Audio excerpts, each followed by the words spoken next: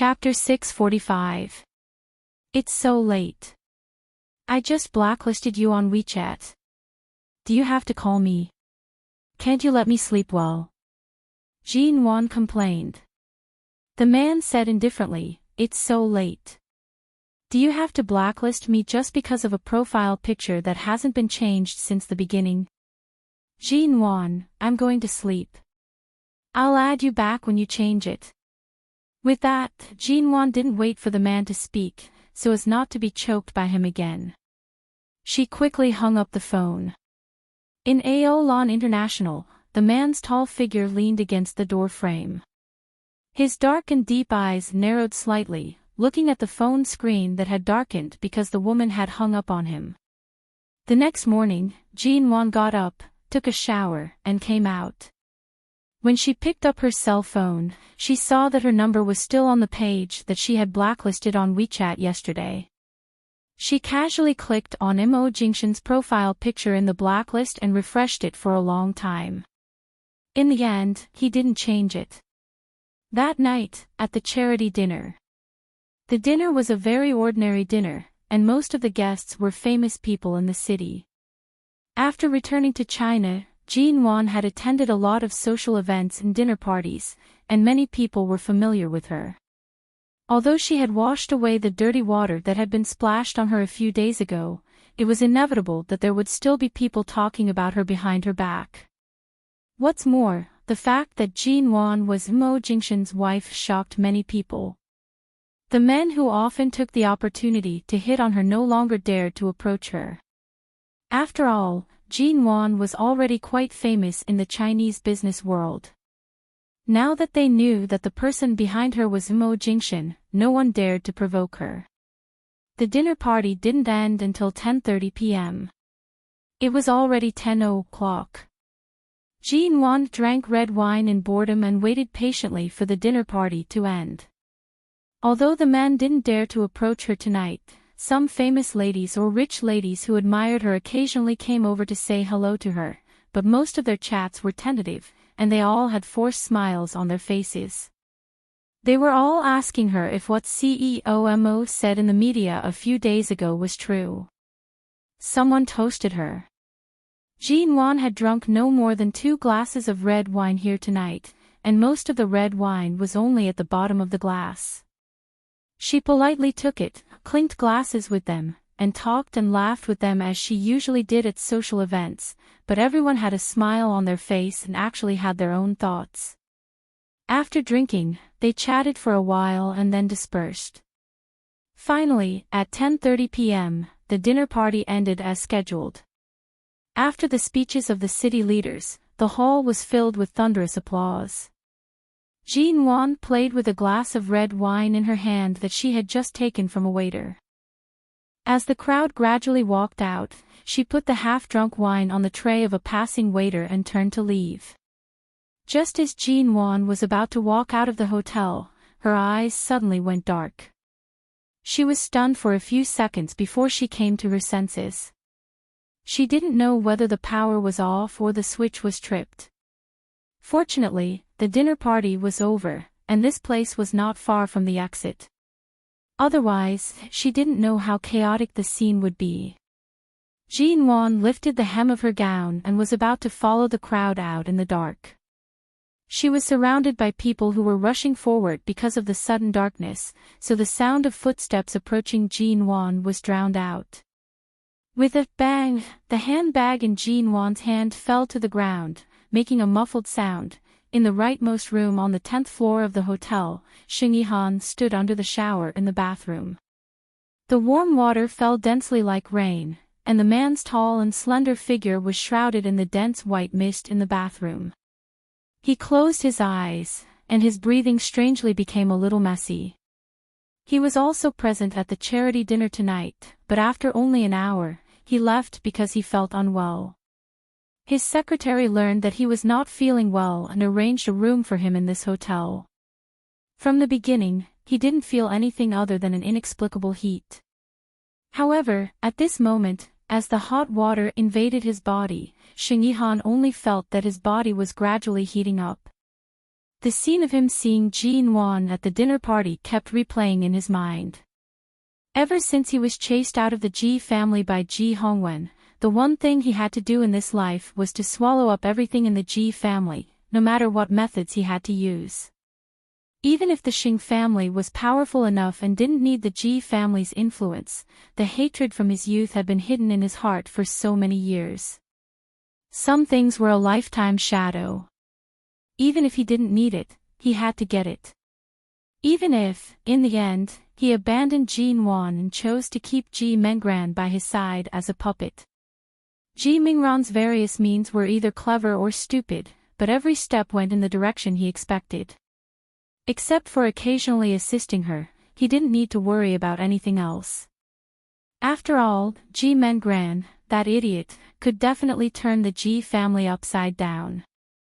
However, in the end, Ji Mingran's wish didn't come true. Xing Yihan didn't show up for what happened some time ago, but he knew everything that happened. Why didn't he show up? Perhaps it was because the person Ji Mengran was targeting was Ji In-won, the only person in the Ji family whom he had been thinking about for a long time but could only watch from afar. Even though so many years had passed and the shadow of his youth was still there, the obsession of his youth was still buried deep in his heart. He thought of Ji In-won tonight. She was wearing a light-colored, off-shoulder gown, which was very simple, clean, and elegant. She had light makeup on her face. The pretty face that had haunted his world for many years seemed to have not changed after so many years. Except for the wrinkles between her brows that had increased with the passage of time, she was still the same her. For a moment, he even hoped to see Ji In-won hiding in the crowd, quietly holding a glass of wine and finally falling drunk in a corner so that he could have a chance to carry her out. Then, when she slapped his face with the back of her hand in a daze and asked him who he was, he didn't have to tell her that he would be her brother living under the same roof in the future, but that he would tell her that he was Xing Yihan. Probably because of that thought, he felt a burning sensation in his lower abdomen, and the inexplicable turmoil in his body made him feel uncomfortable, so he withdrew his gaze and left. However, he didn't expect that when he took a shower in his room, he would roughly realize what was going on in his body. Chapter 646. When did it happen? He only drank 2 glasses of red wine at the dinner party. Was there something wrong with the 2 glasses of red wine? Xing Yihan opened his eyes, only to feel dizzy. When he closed his eyes again, he saw a fragrant and charming picture in front of him, and the woman in the picture was Ji In-won. The man raised his face slightly, his Adam's apple kept rolling, and his lips gradually emitted an uncontrollable heavy breath.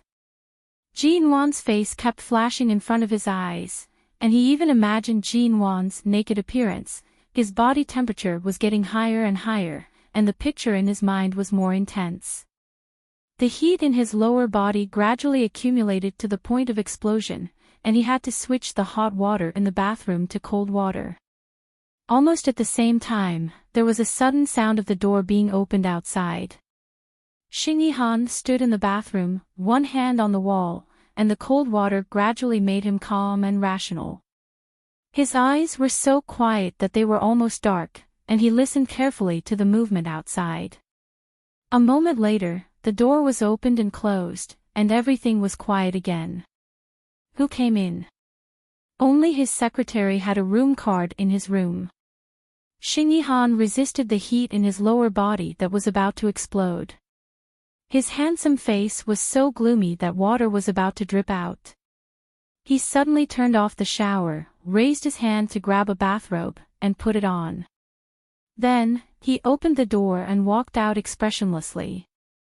The room was still the same as before he went in to take a shower. The light was dim, and the curtains were closed. He glanced coldly in the direction of the door, turned around, and was about to pick up the cell phone on the bedside, but at the moment his eyes fell on the bed, he suddenly saw a bulge in the quilt in the middle of the bed. Obviously, someone was lying in the quilt.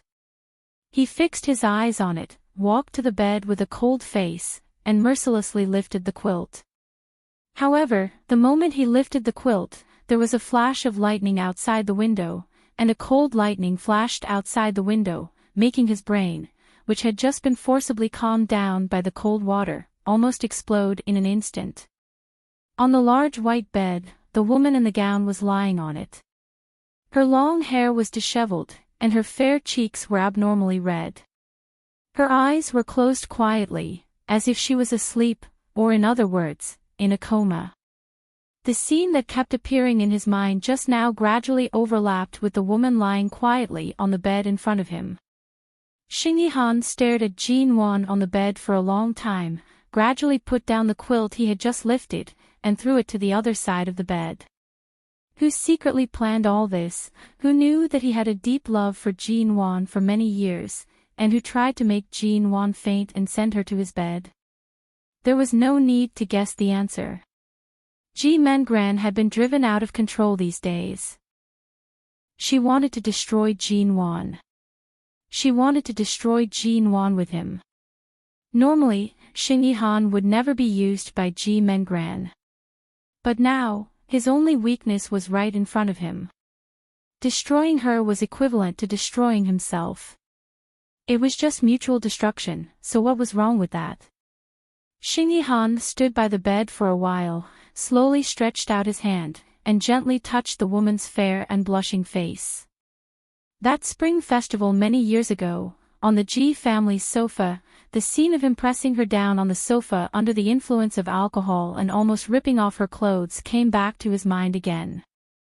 The softness of pressing her under his body and holding her in his arms, the feeling that was as smooth as porcelain, and the endless desire he had for this woman since many years ago.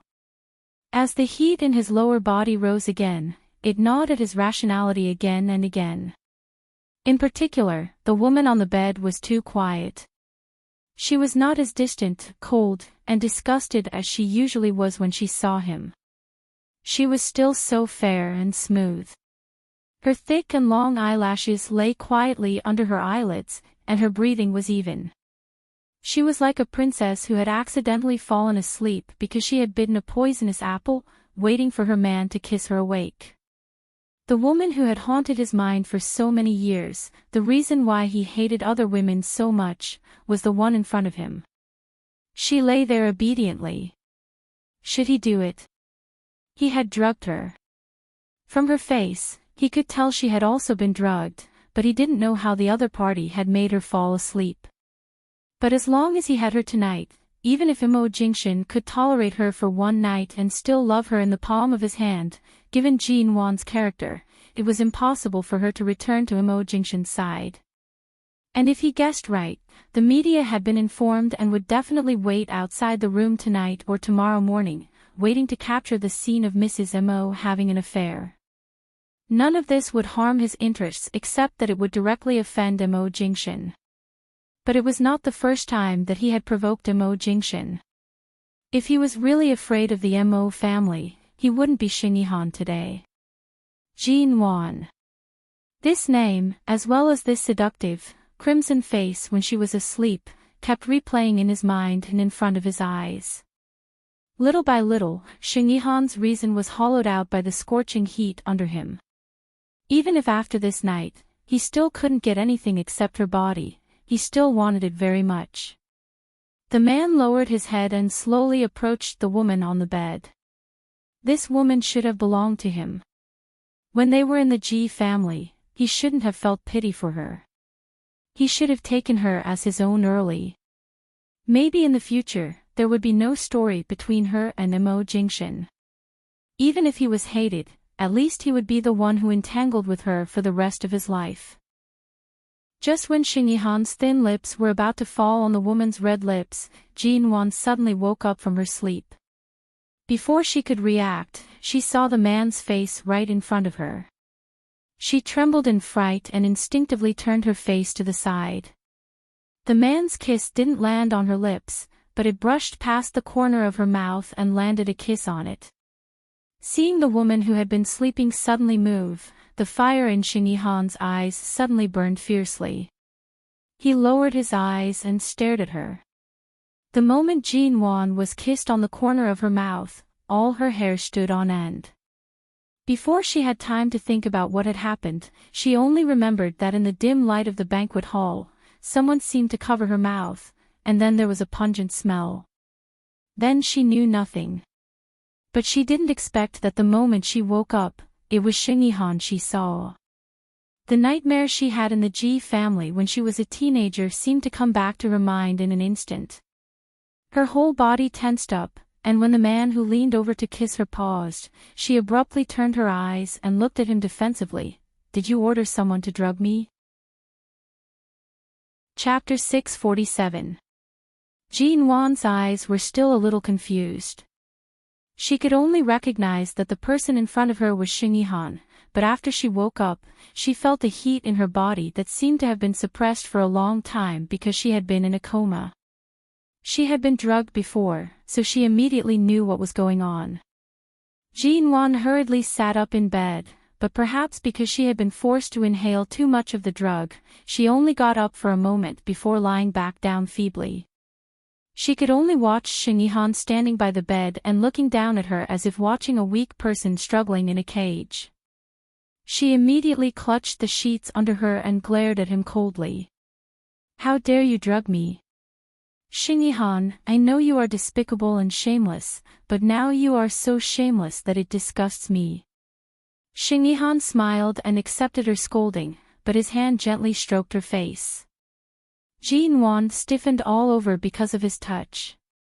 The man's hand was also shockingly hot, but she only felt as if there was a cold viper crawling on her face, and this snake was even spitting its tongue at her, swearing that he might succeed tonight. It made her shudder. With my status, if I didn't live a despicable and shameless life, how could I control the entire Xing family? The man whispered hoarsely and slowly bent down. "Jean Wan, you should have been my woman a long time ago." Just as his hand was about to touch her lips, Jean Wan suddenly opened her mouth and bit hard on his finger. Xingyihan didn't move. Even though he was in pain and bleeding from her bite, he still didn't rush to withdraw his hand. Instead, he put another finger into her mouth and patiently teased her tongue. There was blood on his finger in Jean Wan's mouth, and she was so disgusted by his action that she spat out his hand. She sat up on the bed with an ugly face and could only shrink back a little with the little strength she had. Finally, she leaned against the headboard and curled up, her eyes full of wariness and alienation. "I'm warning you, stop. Don't be so heartless. If you dare to touch me, I'll definitely hack you to pieces." However, as soon as Jean Wan finished speaking, the man got on the bed and slowly approached her like a beast lurking in the night. When Jean Wan tightened her body and looked at him in disbelief, he had come up to her. He looked down at the woman on the bed and smiled. The heat in his eyes did not diminish at all but seemed to burn even more fiercely. "How do you want to cut it? Like this?" Xingyihan's kiss fell on her chin. Jean Wan hurriedly turned her face away, so he only kissed her chin. But the next moment, the man moved up and was about to kiss her lips accurately and firmly. The nightmare she had almost forgotten pierced her reason like needles. Jean Wan screamed and raised her hand to push the man away. When Xingyihan's face was very close to hers, she desperately pushed against him and let out a low, trembling cry like a trapped beast. "Don't." If the man in front of her was someone else, she wouldn't be so panicked, but this man was Xingyihan, the Xingyihan who almost pressed her down on the sofa of the Ji family and raped her when she was a teenager. It was the Xingyihan who scared her so much that she ran to stand under a tree in winter for a whole night and finally got cold all over. "Go away." Jean Wan pushed him and tried to get out of the bed, but Xingyihan ignored her resistance and bent down to press her down. Jean Wan hurriedly rolled away on the bed with all her strength at the moment he pressed her down, and when the man reached out to grab her back, she continued to roll away hard. She rolled off the edge of the bed and fell heavily on the ground. The pain made her bite her lip hard. She struggled to support herself on the ground with her injured arm and slowly sat up. The moment she got up, she saw Xingyihan sitting on the bed in only a bathrobe. His eyes were playful, passionate, and as if he was watching her, who was destined to be unable to escape tonight, looking at her flustered look. He seemed to be watching a good show, and the playful look in his eyes made Jin-won burst into anger. She grabbed the high-heeled shoes that someone had taken off her feet and threw them hard at his face. Shin Yi-han didn't dodge. The shoes hit him on the shoulder and fell to the side of the bed, making a muffled sound. Seeing that he was not threatening at all, Jin-won staggered to her feet, put her hands on the edge of the bed, and then turned to support herself on the table beside the bed. She looked for the door, took 2 steps forward, and tried to escape. However, just as Jin-won staggered a few steps toward the door, her waist suddenly tightened, and she was suddenly pulled back by the man's arm. At the same time, he held her firmly in his arms. The man's hot breath was pressed against the back of her neck, and he said hoarsely, "Don't struggle. I said the door has been locked from the outside. Do you believe me? Let me go." Jin-won struggled desperately in his arms. "Don't touch me.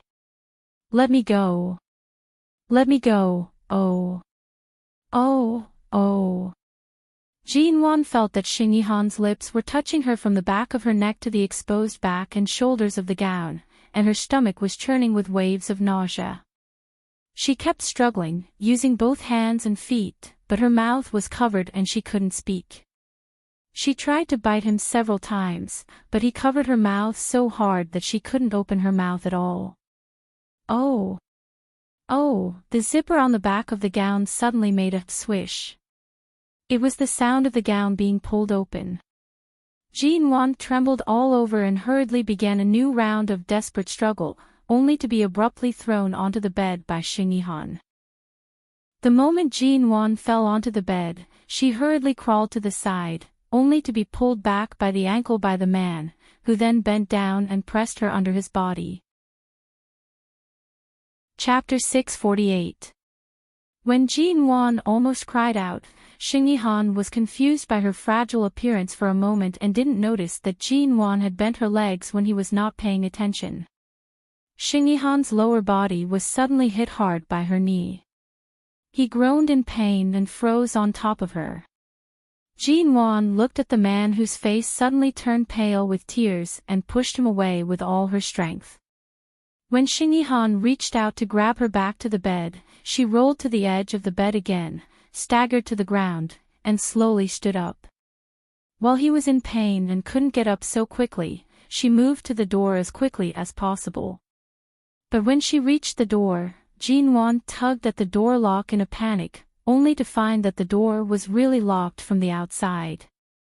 Locked from the outside? She forced herself to calm down and regain some rationality. The temperature on Shin Yi-han's body was also unusual, and the door was locked from the outside, which meant that she had been sent in without his knowledge. He was also drugged. Even if the door couldn't be opened, Jin-won immediately let go of the door lock, leaned stiffly against the door, and didn't even knock on the door to ask for help. The man on the bed slowly sat up and turned to look at the blushing and shocked woman leaning against the door. After a few glances, he chuckled hoarsely and said in a hoarse voice, "I told you, the door was locked from the outside, but you didn't believe me." Hearing his voice, Jin-won shivered instinctively and turned to look at him. "Is it Ji Mengran? The person who understands my feelings for you and wants to use me to destroy you? Other than her, there can't be anyone else," Shin Yi-han said as he slowly got out of bed. His eyes were still filled with desire that could almost swallow her. He approached her step by step. "This door can't be opened even if it can. You should have guessed that there may be reporters and media people outside the door at any time. Once you and I are photographed in the same room, both disheveled and blushing, Mo Jingshan's head will be put on a big green hat." Jin-won watched as he approached her, leaning hard against the door. Her heart felt as though a large piece of emptiness had fallen into her heart. Mo Jingshan had just said in front of the media that she was Mrs. Mo, and this news was still very popular. Almost everyone who read the news said that CEO Mo's public display of affection was too delicious, and there were too many people who envied and hated Jean Wan as Mrs. Mo. If she was photographed coming out of a man's room like this, even Mo Jingshan wouldn't be able to save her. If that happened, even Mo Jingshan would not be able to save her and might even drag him down with her. Just as Jean Wan clenched her fists, Xing Yihan had come over. Breathing in the man's scent, Jean Wan shivered again. You were drugged, weren't you? You wouldn't do such a stupid thing when you're sober. Don't tell me you're willing to be used by Ji Menggran. He chuckled, leaned down, and put his hand on the door behind her. He lowered his eyes to look at her red and guarded little face. Of course I won't let her use me, but the woman who was sent to my bed is you, so I can only accept her kindness. Jean Wan raised her hand against his chest as he approached her as he spoke. Her mind was in a trance and she almost lost control of herself to hold the man who had brought her countless nightmares. The impulse to tear off her clothes made her heart fall to the bottom of the abyss. She closed her eyes, took a deep breath, and forced herself to stay rational. She pushed him hard again. However, not only did he not push her, but Xing Yihan even turned his arm, which had just been propped against the door panel behind her, around her waist, drew her into his arms, and bent down to kiss her neck. Jean Wan's hair and goosebumps rose all over. She kept resisting, but he held her tightly in his arms. Jean Wan. Xing Yihan held her firmly, and his voice was hoarse and almost intoxicated in her neck. I've loved you for so many years, but I couldn't get your heart. If I take away everything that belongs to you in the Ji family, at least you'll always hate me. At least you'll still have an inch of space for me in your heart. At least you won't forget me no matter how many years have passed. You lunatic. Let me go. But you're right in front of me. Even if I don't have this drug, I can't let you go as long as you're lying in my bed like this, let alone in this situation. How can I let you go?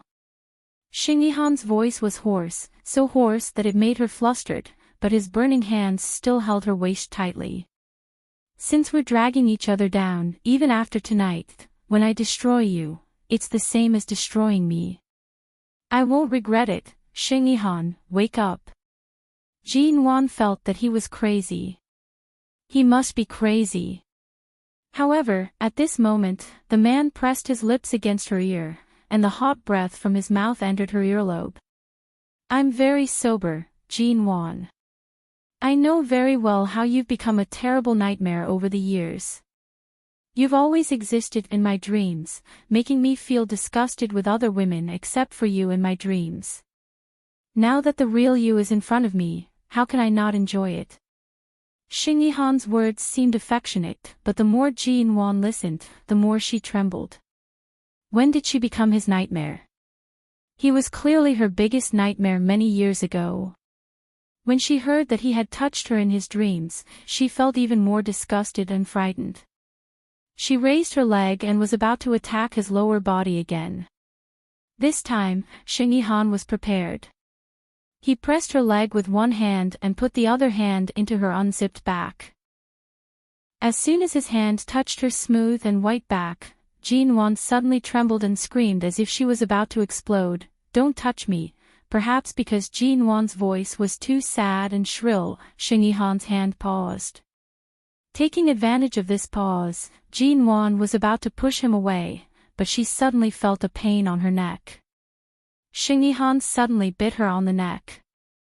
Jean Wan fought back the pain, but it was this kind of pain that kept her sober. She looked around sharply and caught a glimpse of a transparent crystal ashtray on the table shelf not far from the window. Chapter 649. Xing Yihan narrowed his eyes because of the pain and numbness in his calf. At the moment he froze, Jean Wan attacked his other calf.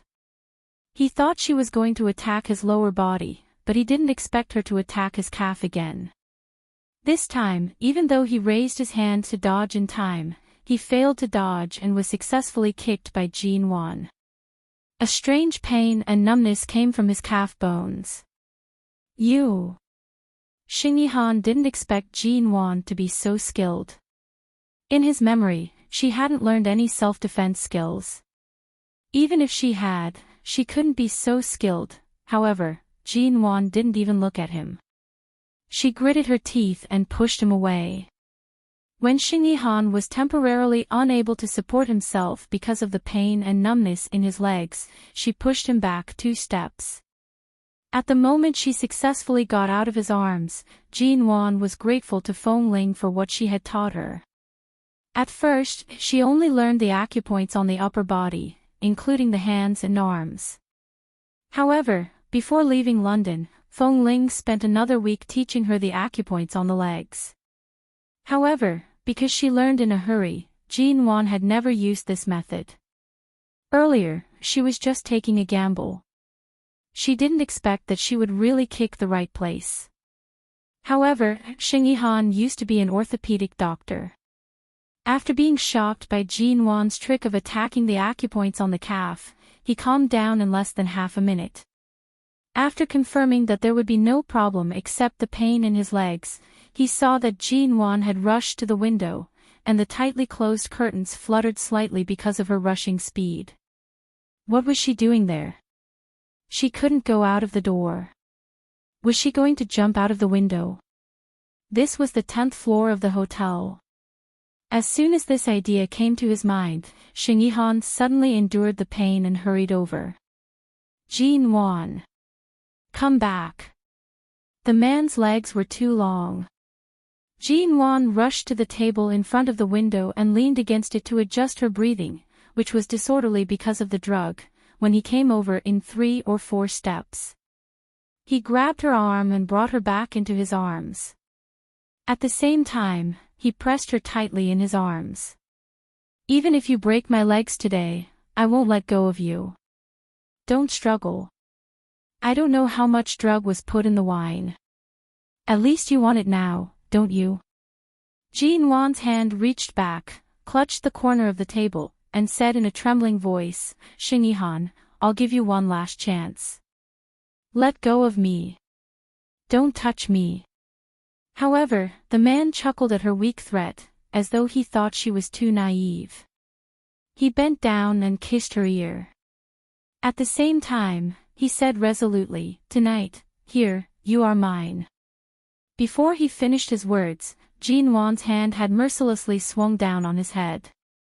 With a muffled sound of a heavy object hitting his skull, Xing Yihan suddenly stiffened all over. Jin Wan leaned against the table, trembling all over, watching the man who had been holding her tightly slowly let go of his hand on her back, took a look at her in disbelief, and then slowly fell down until he fell heavily to the ground. The moment he fell to the ground, Xing Yihan could hardly speak.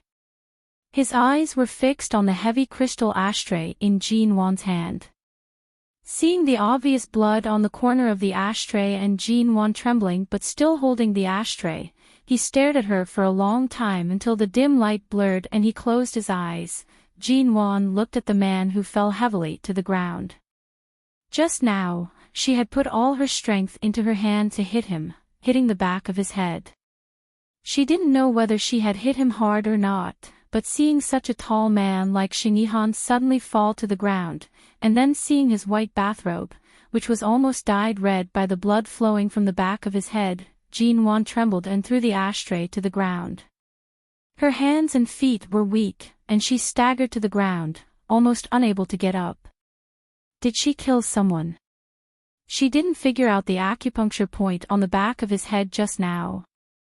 She didn't know whether it would be fatal or not, but she had no other way to protect herself. She had given him a chance, she couldn't tell what kind of fear surrounded her in an instant. Jin Wan's teeth were chattering with fear.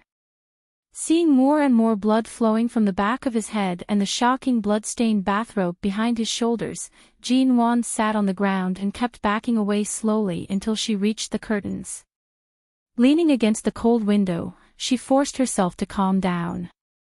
However, the fear that filled the sky and the crazily intertwined fiery desire in her body almost burned her up. She almost forgot when was the last time she was drugged. However, the effect at that time was obviously not as powerful as this time. In the past 3 years, even this medicine had been improved by who knew how many times. She leaned against the window to calm down for a long time, but the smell of blood in her nose still made endless fear surround her. She didn't dare to look at Xing Yihan on the ground, and didn't know how long he had been lying motionless and unconscious. Thinking about it, she felt that even if she did it to protect herself, it was also a crime to kill him. She took a breath, put her hand on the window behind her, and stood up little by little. Then she began to look for the landline in the room, only to find that the phone line had been cut off. Did Ji Mengran cut it off when she was sending? To prevent her from calling for help? She didn't even know where her cell phone was now. Jin Wan's legs were weak, and the feeling of emptiness and warmth in her lower body made her so weak that she almost fell on the bed, and she couldn't help making some uncontrollable sounds. She raised her hand and bit her finger hard, forcing herself to stay awake, and at the same time, she looked around for the clothes Xing Yihan had changed before he took a shower. When she found his shirt and trousers, she quickly rushed over and took out his cell phone. Even if his cell phone had a password, in this case, she could call the emergency police. She quickly dialed 110, but she couldn't explain clearly that both of them were drugged and that there might be reporters outside. She only said that someone here was injured and needed help immediately, or he might die. After hanging up the phone, she didn't know if the police would take this matter seriously or send someone immediately, but now she had no choice but to wait. Chapter 650. It was just a simple action of unzipping the zipper, but it made her feel hotter all over. She didn't know how long she could hold on. She even had an unconscious thought that even if the man lying on the ground was like a nightmare to her, he was still very tempting to her. After all, he was a man. She continued to bite her fingers, only to find that even the pain was useless. She took a deep breath, staggered to her feet, and rushed into the bathroom. She turned on the shower head and quickly changed the cold water to blue. It wasn't until the ice-cold water drenched her heart that she finally felt the terrifying heat being suppressed a little. However, there was also a certain kind of heat that was slowly drilling out of her body, forming a terrible feeling of alternating hot and cold with the ice-cold outside of her body. The heat seemed to want to drill out of her body, as if two mutually contending things were constantly tearing at the surface of her skin, and the one who was hurt and feeling the pain was her own body. Jin Wan didn't know how long she had been tortured by this terrible alternating hot and cold. Various vivid scenes kept appearing in her mind. She raised her head and let the cold water wash her face. She leaned against the wall weakly and bumped her head back again and again in vain, as if even this pain couldn't compare to the pain of the cold and hot tearing on the surface of her skin. While Jin Wan was being tortured in the bathroom of the hotel room, several reporters who had been contacted by Ji Mengran had been waiting outside the room. There seemed to be some sound coming from the room for a while, but now there was no movement. These reporters were all new newspapers and magazines from small underground workshops. They had nothing to do with other large media and did their jobs as long as they were paid. There were 4 or 5 of them in total. Seeing that there was no movement, someone directly called Ji Mengran. "Hello, second Miss Ji, there has been no movement for a long time. I don't know if it has been done. Would you like to come and see for yourself? I know it's not convenient for you to show up, second Miss Ji, but this is a critical moment. Are we afraid of making mistakes? After all, if you want to ruin Jin Wan with this kind of thing, we have to listen to your instructions." The person who was on the phone was about to speak, when suddenly, a low and cold voice rang from the corner of the VIP elevator in the corridor. "Ruin Jin Wan.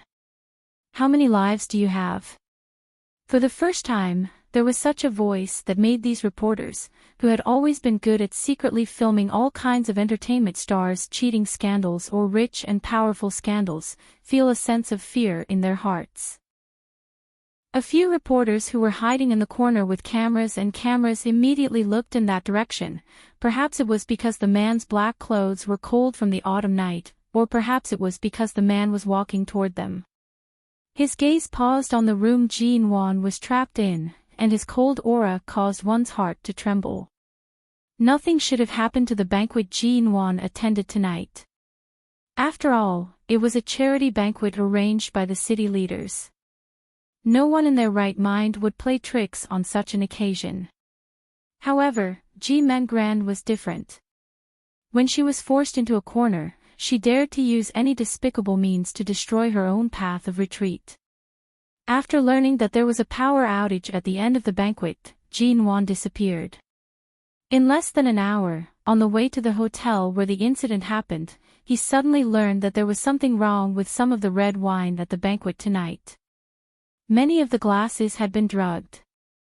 From that moment on, Mo Jingshan's eyes were surging with a murderous intent. It was as though there were no visible waves in his eyes. The reporters were shocked that Mo Jingshan would actually arrive. They all rushed to stand up from the corner, only to see the man's handsome face. His features were cold and deep, and his face was extremely expressionless. When he walked past the reporters, he coldly ordered the person behind him, "Take them away." Then he glanced at them, stepped on the cameras that were instantly smashed to the ground in the reporters' hands, and walked straight toward the door. Shenmue promptly snatched the room card from a reporter's hand and the key to the directional lock that only hotel staff could use, and quickly walked over to hand them to Mo Jingshan. The moment the door was opened, a pungent smell of blood wafted over. The first thing Mo Jingshan saw was Xing Yihan lying motionless on the carpet inside and the places on his body that had been dyed red with blood. Shenmue also saw this scene the moment he stepped in, and his expression immediately changed to one of shock. Mo Jingshan coldly glanced at the man on the ground who he didn't know was dead or alive. Hearing the sound of water in the bathroom, he decisively stepped into the bathroom. The moment he opened the door, Ji-in was kneeling on the ground in a sorry state. The cold water kept pouring down on her head, making the air in the bathroom cold. The little woman's face was pale from the cold water, and her lips were bloodless. She frowned and closed her eyes as if she was enduring great pain. The obvious bite mark on her neck had become red and swollen from being washed by the water for too long. Ji-in was still trapped in the torment of alternating hot and cold. All of a sudden, the cold water above her head was turned off. She opened her eyes in confusion and vaguely saw a familiar black figure in front of her. A warm hand suddenly touched her wet head to prevent her from hitting the wall mechanically. At the same time, the man's low voice that seemed to be full of heartache rang in her ears.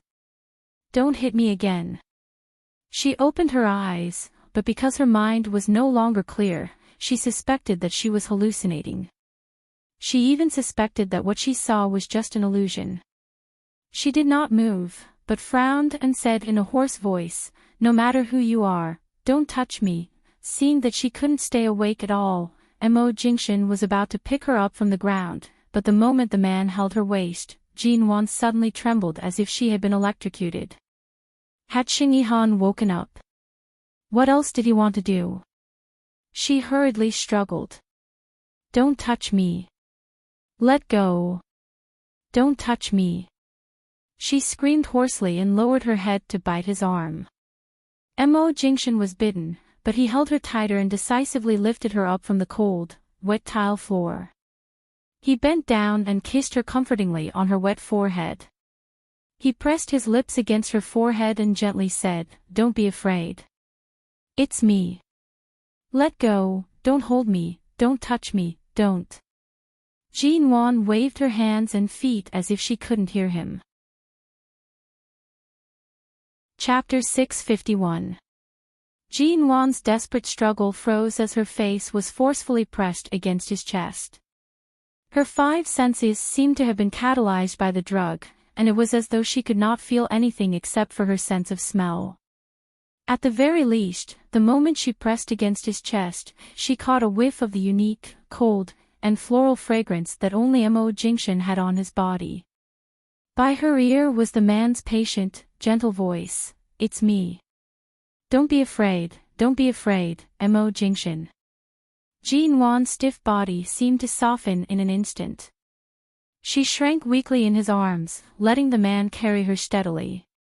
She pressed her head against his chest and deeply breathed in his scent as if she was repeatedly confirming whether he was Mo Jingshan or not. The man was about to carry her out of the bathroom when he suddenly heard a sobbing voice in his arms, "Mo Jingshan." Perhaps it was this voice, or perhaps it was because the woman in his arms was too hot, but the man's eyes deepened. It had been too long since he heard Jin Wan call his name in such a soft and dependent voice, and it had been too long since he felt such a strong need from her. Mo Jingshan didn't expect that he had plotted for so many years just to let her live well. Even if the price he had to pay was that she wouldn't forgive or understand him, even if he could no longer have her, he would gladly endure it. He had long guessed and accepted the price, but in fact, what he was really waiting for was the day she was willing to turn back, the day she was willing to lean against him like this. Lowering his eyes to look at the little woman in his arms whose pale cheeks gradually revealed a bit of a charming blush, Mo Jingshan's voice became hoarse when he opened his mouth to reply, "Is it very uncomfortable?" Jin Wan raised her hand. Her fingers were still trembling. She tremblingly grabbed the collar of his shirt. "I don't want to. Stay here. All right, let's go home." Mo Jingshan carried Jin Wan out of the bathroom. Before leaving, the man paused. Out of the corner of his eyes, he coldly looked at the person on the ground whose bathrobe was half-stained with blood and then at the mess in the room. He coldly ordered, "Shenmu, clean it up." "All right." Shenmu stood aside and nodded cautiously. He knew very well how much self-control CEO Mo had to keep from kicking Xing Yihan out of the window on the 10th floor. After what happened tonight, not only would the Xing family's name be removed from High City, but even the reporters who were paid to do their jobs would not be able to see the light of day. Most people who dared to provoke Mo Jingshan could still be saved, but those who dared to drug Jin Wan and send her to Xing Yihan's room were really tired of living. Back then, after Zhou Yanyan drugged Jin Wan, Zhou Yanyan's fate was turned upside down. In the end, the Zhou family and the forces behind the Zhou family were turned upside down. Zhou Yanyan was tortured for 2 months and finally died tragically on the way abroad while being escorted by her family. Jin Wan didn't know what had happened behind the scenes, but it could be seen that this time, Ji Mengran had really knocked into the muzzle of the gun. The public opinion had ruined her reputation, disqualified her from inheriting the G Corporation's assets, and caused the studio's funds to be frozen overnight. This was only a small punishment. Now, she was using the worst methods on Jin Wan. Even if, she would end up like Zhou Yanyan, or even worse. CEO Mo, what about Xing Yihan? Shenmu paused and finally asked. Mo Jingshan lowered his eyes and looked at the woman in his arms, who had been cold because of the water but now gradually became hot again. Jin Wan's dress was still on her body, but it was wet and heavy and uncomfortable. The man's slender and well-defined fingers gently touched the place on her neck where Xing Yihan had bitten her, and the coldness that flashed across his eyes was too obvious. Without saying a word, he turned sideways in front of the door with Jin Wan in his arms and walked out. The room was quiet and full of the smell of blood. Shenmu saw the killing intent hidden under the surface of the iceberg in Mo Jingshan's eyes, but because it was Jin Wan who attacked him, even if Xing Yihan deserved to die, he couldn't let her take his life. Otherwise, even if Mo Jingshan had the ability to correct Jin Wan's behavior as self-defense, Jin Wan herself would collapse. These things had to be dealt with first. Half an hour later, AO Lawn International. Hearing the sound of the password-protected door, Jean-Wan opened her eyes with difficulty, only to see the man's handsome face and the password-protected door open. At a glance, she recognized where this place was. She bit her lip. On the way to the car, she almost couldn't help pouncing on this man, but there was a driver in the car, and Mo Jingshan had been holding her, so she couldn't control herself and could only rub back and forth in his arms. However, there were times when she sobered up. She couldn't stand her unrestrained behavior and bit her lips several times to sober up, but her lips bled and the heat in her body didn't fade. When the man carried her into the house and put her on the sofa, Jean-Wan was sober. She told herself to calm down, calm down, calm down, but her hands still clung to the man's neck uncontrollably and refused to let go. Her face was buried deep in his shoulder, and she kept moaning in pain. Because of her strength, Mo Jingshan was forced to fall down with her when he put her on the sofa. He looked at her blushing face and his eyes darkened. "It's okay. You won't feel uncomfortable in a while, and..." Jean-Wan didn't know what he was going to do. The man held her waist with one hand to prevent her from moving because of insecurity and picked up his cell phone with the other hand to call Enchanting. The call went through, but it was very noisy on the other side. Enchanting was obviously not at home or in the hospital. Mo Jingshan asked seriously, Jean-Wan was drugged. If she doesn't go to the hospital, will she have any problems? Enchanting. That drug. Mo Jingshan looked at the woman under him who was obviously suffering. He wasn't sure how severe the drug Ji Mengran had drugged her, but he knew it was not simple from her state. Enchanting immediately came to himself, walked to a quiet place, and chuckled. That kind of drug usually doesn't harm the body, and it's useless to go to the hospital. She seems to be lying obediently without struggling or moving, but her body is also suffering when she falls asleep.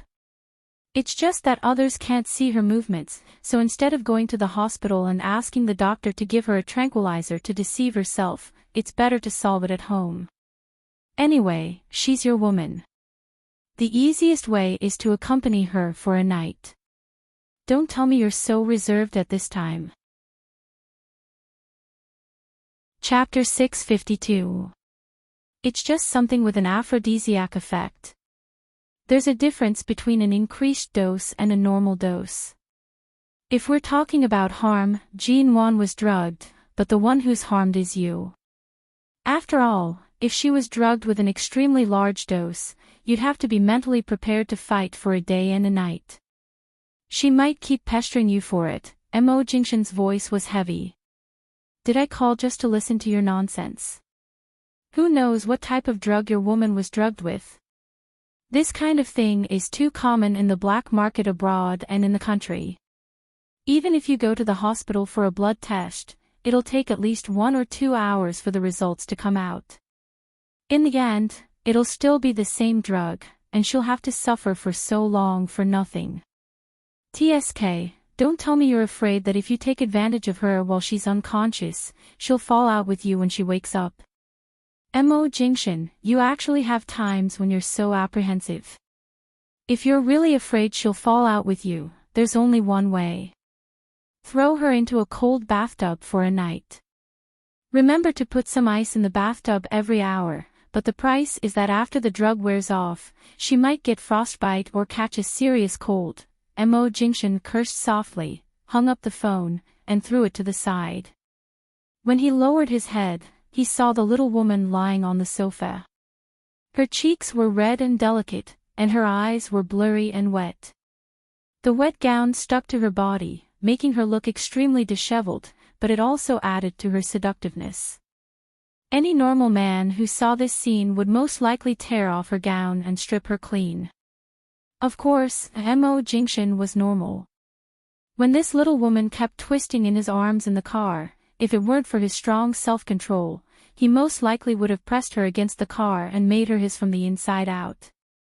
He would have carved his mark on her body and into her bones. Not to mention such a scene right now. Her gown stuck to her body and outlined the contours of her body. She didn't even notice that one of the straps had fallen off. Her long hair fell on her shoulders and back like seaweed. She lay on the sofa and looked at him with teary eyes. This woman hadn't looked at him with such a seductive gaze for a long time. Her cheeks were white and rosy, and she was so beautiful that she couldn't be compared to anyone else. Every inch of her was a signal that beckoned for him to ruthlessly ravage her. And Mo Jingshan lowered his eyes to look at her. His Adam's apple bobbed, and his long legs pressed down her mischievous legs that kept moving. His long and strong fingers held the woman's chin, and he lowered his head to give a soothing kiss between her eyebrows. Just as Jean Wan raised her head to take the initiative to kiss him, she found that his kiss only fell on her forehead. Her body and heart were inexplicably wrapped around her, making her writhe unhappily under him. The little woman's hands had already unconsciously climbed up his shirt. Her hot and soft fingers were randomly pulling at the buttons of his shirt, but there was no order to her actions. Mo Jingshan chuckled softly, raising his hand to hold her hand that was acting wildly on his body. Even though he knew that she was not sober enough, he still patiently hung over her. He bent down and pressed his forehead against hers, speaking huskily, "I've said it before. In the future, as long as I don't get your permission, I definitely won't act recklessly. Be obedient and don't seduce me, N." The man's tone was very deliberate. Hearing his words, her heart immediately surged with anger. When she was drunk and had a fever, he could do it with her all night, and now he actually said such words to her. Did he really think that she couldn't remember anything now that she was unconscious? She abruptly stopped moving back and forth under him.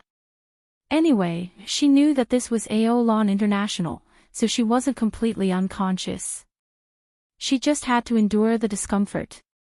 Compared to being deliberately kept in suspense by this man and finally begging him to bully her, her face was more important.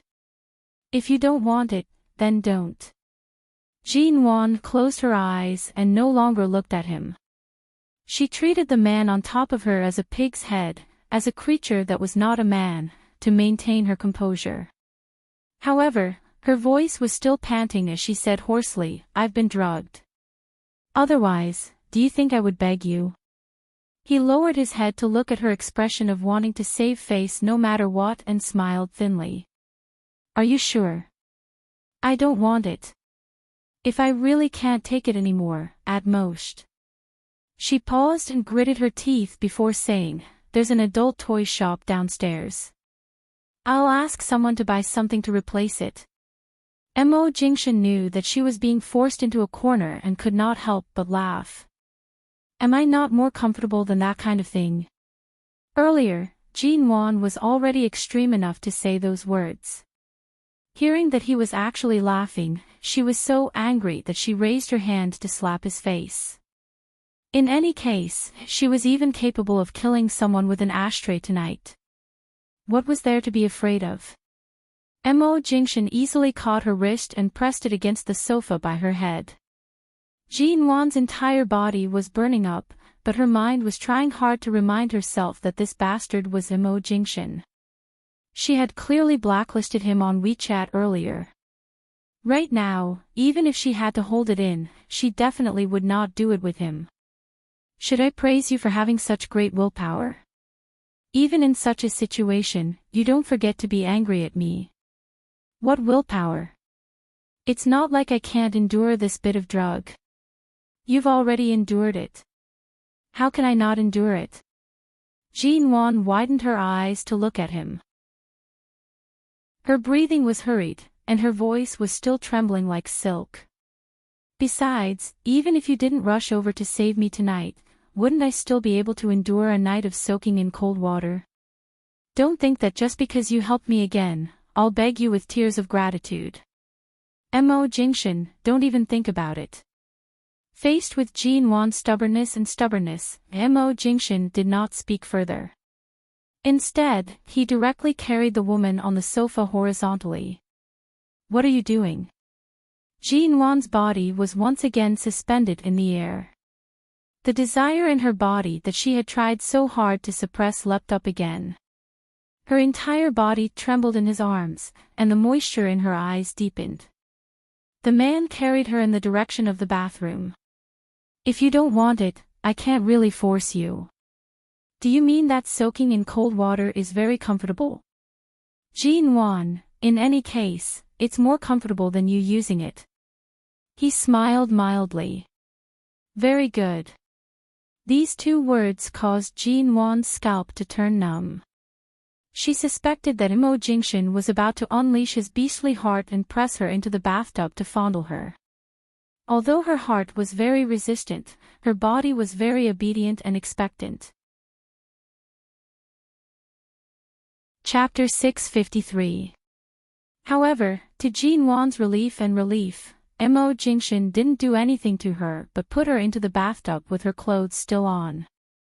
First, the cold water poured down from the top of her head. Jin-won had just returned from the cold shower in the hotel, but now that she was suddenly drenched in cold water again, she subconsciously cried out in surprise. However, the cold water was adjusted to warm water, and the man's voice came from above her head. "Do you want cold water or warm water?" Imo Jingshin was not standing within the range of the shower, so the water didn't touch his clothes. Only the rising steam obscured her vision, and she could only see the man's black shirt when she raised her head. Warm water. Jin-won shivered in the water. The warm water gradually increased in the bathtub. Although it wasn't as unbearably cold as cold water, the warmth of the warm water caused her body temperature to rise. Previously in the hotel room, she was afraid that she couldn't control herself, so she took a cold shower. Now, she didn't want herself to catch a cold or have a fever the next day. She would rather warm herself in the warm water to prevent her body from catching a cold than soak in cold water again. Then, hearing the man's movement, Jin-won turned to see that Imo Jingshin seemed to be going out. She subconsciously grabbed the edge of the bathtub and asked him, "Where are you going?" The man paused and did not turn back. "Didn't you say that you didn't want me to touch you?" "Soaking in the water is good for relieving tension. I can't stand here and watch you wriggle like a snake in the water. Otherwise, I'm afraid I can't be a saint."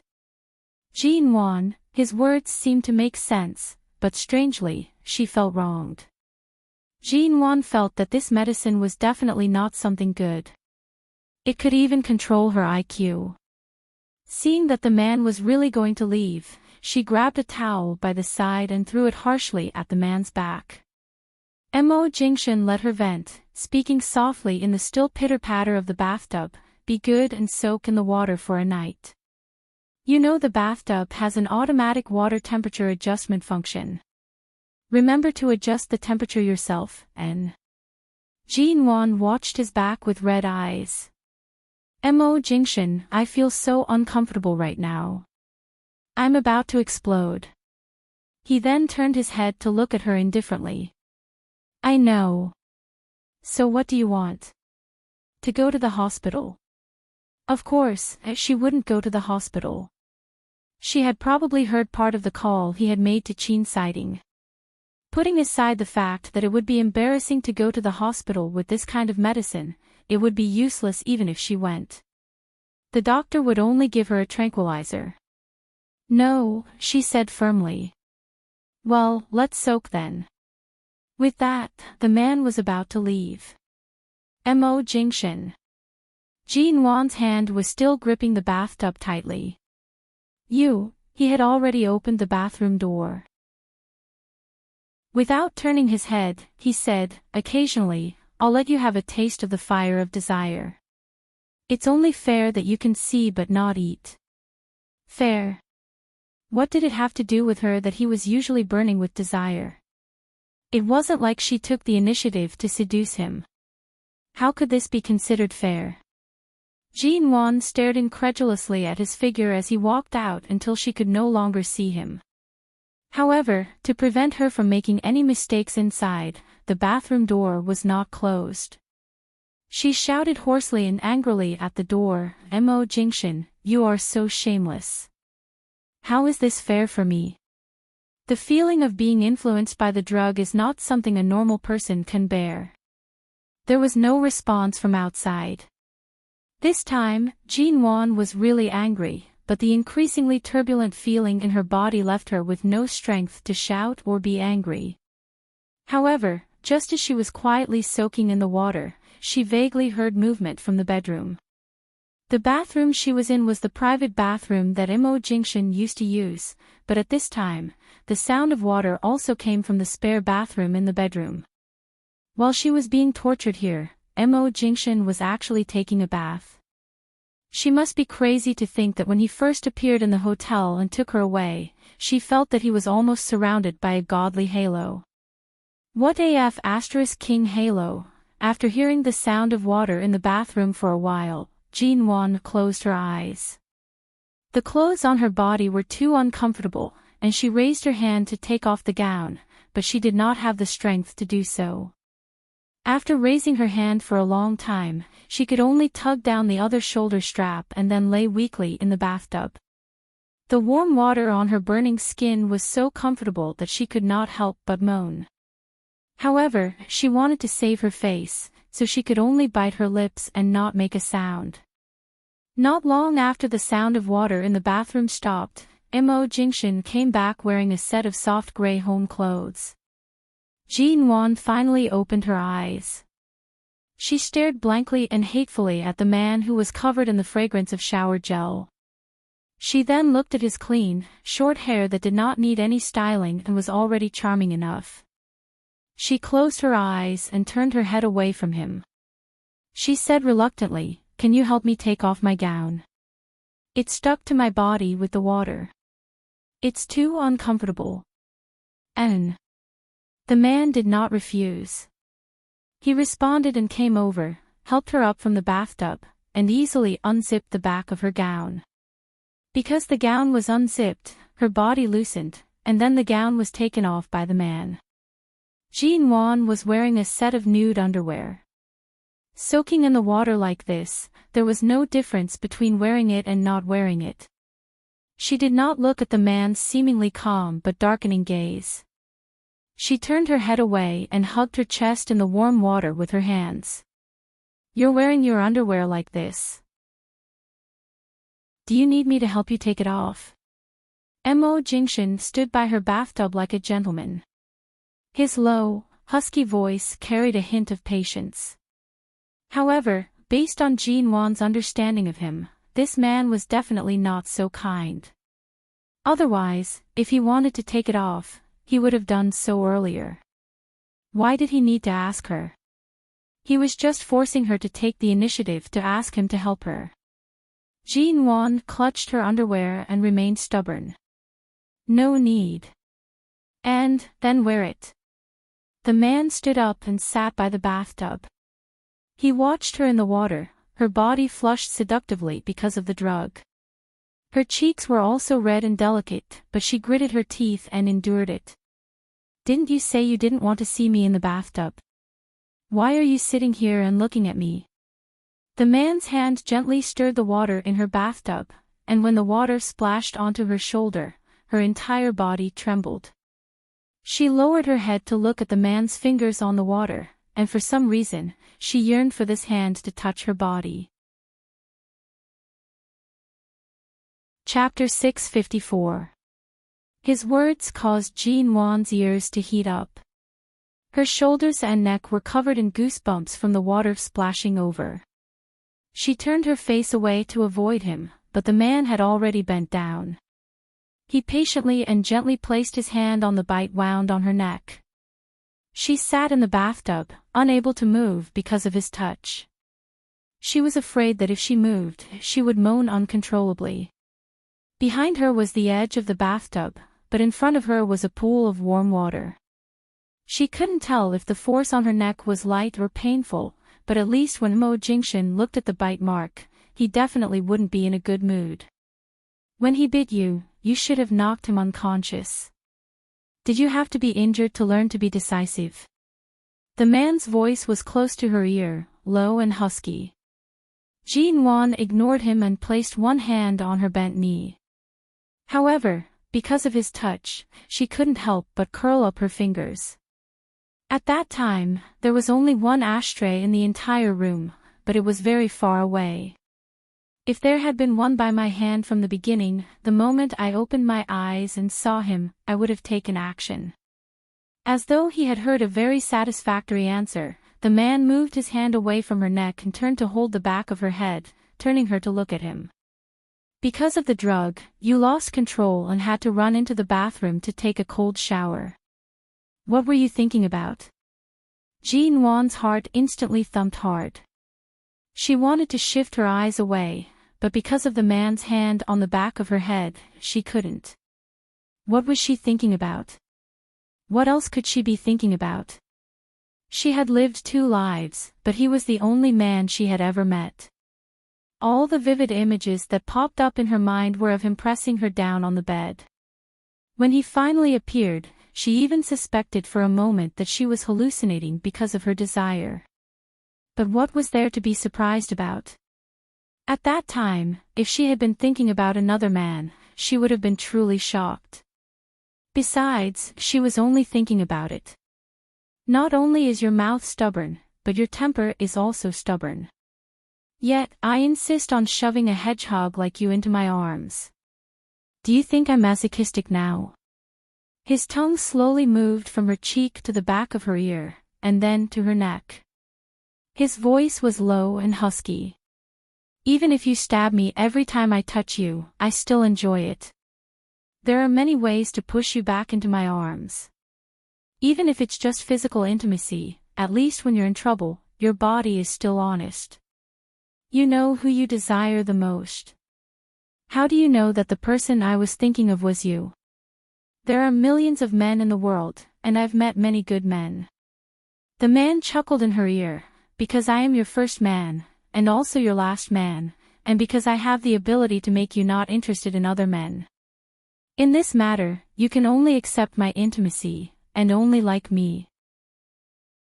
Jean Wan was angered by his confidence and choked. CEOMO, your wishful thinking and your shamelessness are really getting better and better. He smiled lightly. I don't know about other things, but just now in the hotel bathroom, from the very beginning to the moment when you realized it was me who was holding you, the scene of you relaxing in an instant is very unforgettable. Mo Jingshan, I find that you're really shameless to the extreme. You're forcing me to fight with you, aren't you? In that situation, I was besieged on all sides. Compared with Xing Yihan, of course, you're safer. I was instinctively, awe.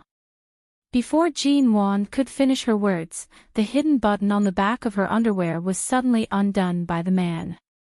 It was fine if it was undone. She was currently enduring the effects of the drug, and her body was extremely sensitive.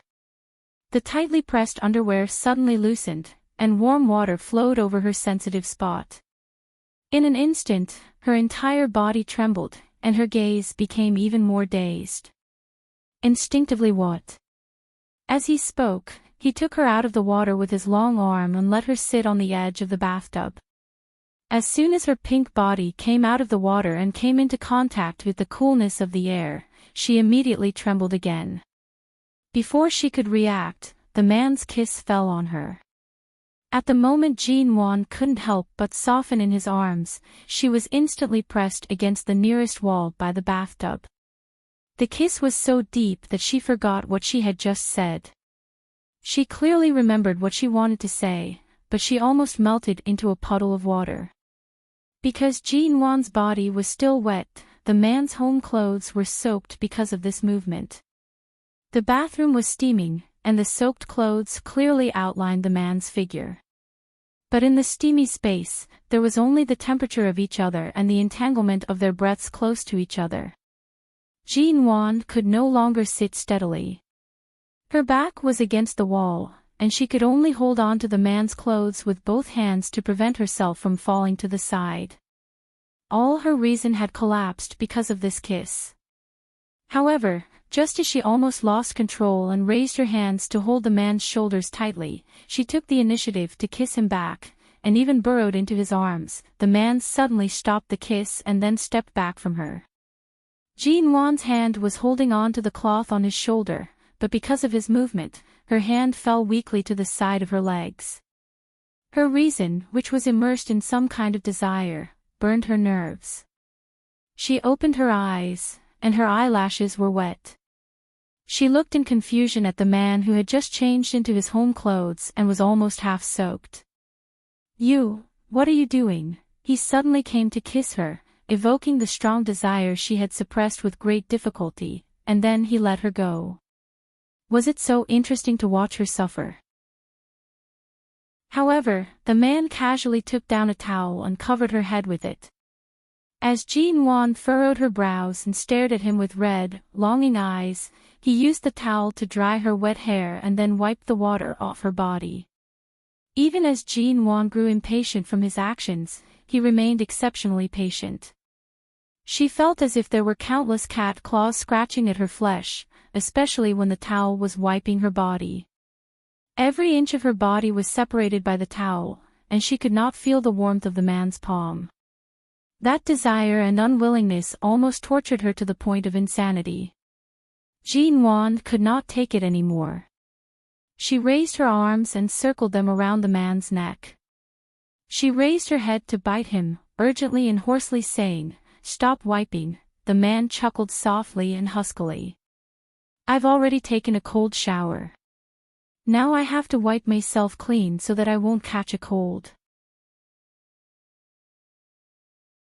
Chapter 655. Don't torture me anymore. If you want to do it, then do it. Mo Jingshan, hurry up. Jean Wan's voice was already tearing up. "I can't take it anymore." He lowered his head to kiss the corner of her lips, saying calmly, "It's been more than 3 hours since you were drugged. If you calm down for a while, the effects of the drug will wear off. Endure it a little longer, and..." Jean Wan's hand gripped the clothes on his back tightly. "I can't." "Then do you want me? Or do you want me to go downstairs to the toy store to buy it for you?"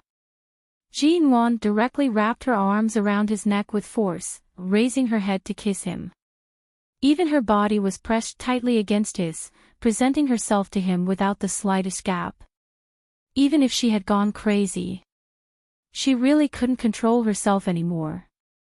Mo Jingshan's eyes darkened to the extreme because of her actions. He casually tossed aside the towel he had placed on her to wipe her body, and his free hand directly lifted her up. He lowered his head and directly took the initiative to deepen the kiss. In the bathroom, they kissed until the sky darkened. Then Jean Wan was carried by him. She heard the man kick open the bathroom door and carry her into the bedroom while kissing her all the way. Mo Jingshan easily tore away the last barrier on her lower body. Then Jean Wan's back was empty, and she fell directly onto the bed. Then the man fell down with her in his arms, and the two of them fell into the center of the bed at the same time. The little woman whose body was burning hot could no longer hold it in. One of her hands was pressed against the bed, and the other was actively tearing at the man's body. The buttons on the man's home clothes were not tight, and they were even very loose under her hands. In just a few moments, she had undone several buttons. Jean Wan closed her eyes. She could not tell whether it was her own voice or the man's panting. However, as the kiss deepened, she unconsciously bent her legs. The man kissed along her chin to her neck, and inch by inch, her collarbone and the surrounding skin. The desire that was about to reach the top of her head made Jean Wan's entire body tremble uncontrollably under him. Her mouth made various sounds that she had never dared to make in her life. She was a little afraid of herself like this. Mo Jingshan, and do men like women like this in bed? Jean Wan covered her eyes with her hand, speaking hoarsely as though she had been wronged. The man chuckled and kissed her lips again. He smiled hoarsely and said, "I've seen what you look like. Do you really think you're calmer than you are now when you're not drugged and you're begging me to let you go?" Jean Wan, really? Really? Jean Wan instantly abandoned her image and followed her heart's desire to be entangled with the man. When Jean Wan's behavior became more and more out of control, Mo Jingshan smiled heavily, pecked her lips, and asked hoarsely, "So soon?" Of course, Jean Wan was very anxious. It would be strange if she wasn't anxious at this time. The man clearly kept igniting her body, but he still refused to satisfy her. She moved back and forth, twisted, and then stared at him as if she wanted his life. She grabbed his arm tightly and said, "Hurry up. You asked for it." The dinner party was held when the sky gradually darkened. Jean Wan had no idea which glass of wine she had drunk was problematic. However, from the time she drank those glasses of wine to the time she woke up in Xing Yihan's room, and now, it had been several hours. She had no idea how she had endured it. At least, when she was carried back to Aolan International, it was already past midnight. The early morning sun shone in through the windows of Aolan International, passing through the tiny gaps between the curtains. Outside the curtains was the most beautiful scenery of High City. The morning fog had not yet risen, and the warm sunlight passed through the fog and landed on the plain curtains. From late at night to early morning, the intermittent sounds in the master bedroom did not stop. The woman's panting and crying sounded as though she could no longer bear it, but it was so charming that he could not stop. To the man, it was even more stimulating than the drugged wine she had mistakenly drunk. The lights in the room were not turned on, and the only light came from the window. Mo Jingshan carried Jean Wan to the bathroom and showered her. He wrapped her in a bathrobe and sent her back to the bed. However, in the midst of her drowsiness, the woman grabbed his arm again and climbed onto his body without any hesitation. This repeated until noon. The two of them almost gave up on taking a shower. In the end, Jean Wan completely endured the effects of the drug. Her body was exhausted to the point of dispersing, and she fell into a deep sleep on the bed. In the evening, the sunset glow passed through the curtains. Jean Wan finally opened her eyes, but she had no strength at all. Every part of her body was sore to the point where she suspected that her body parts needed to be reassembled. Otherwise, she would most likely be crippled. Most importantly, Mo Jingshan, who rarely lazed in bed, was still by her side. What time was it now? If she remembered correctly, yesterday's dinner party was on the weekend, and today was Monday. She was just about to get up when the man sat up first. However, the moment she sat up, she fell back. Mo Jingshan reached out to catch her, lowering his head to place her back on the pillow. "After tossing and turning for so long, are you sure you can get off the bed now?" As he spoke, the man bent down to pick up the bathrobe on the ground. When the man got off the bed and tied the belt around the bathrobe, Jean Wan picked up the pillow he had just slept on and threw it at him. Her voice was hoarse as she said, "If I hadn't seen Xing Yihan yesterday, I would have suspected that you were the one who drugged me. From what I see, it's clear that you're the one who's unsatisfied and resorted to despicable methods to abduct me." Jean Wan said this deliberately. No matter how one looked at it, it sounded like she was venting her anger after calming down. However, it also sounded like she was acting coquettishly. Right now, her legs were so weak that she could barely get off the bed.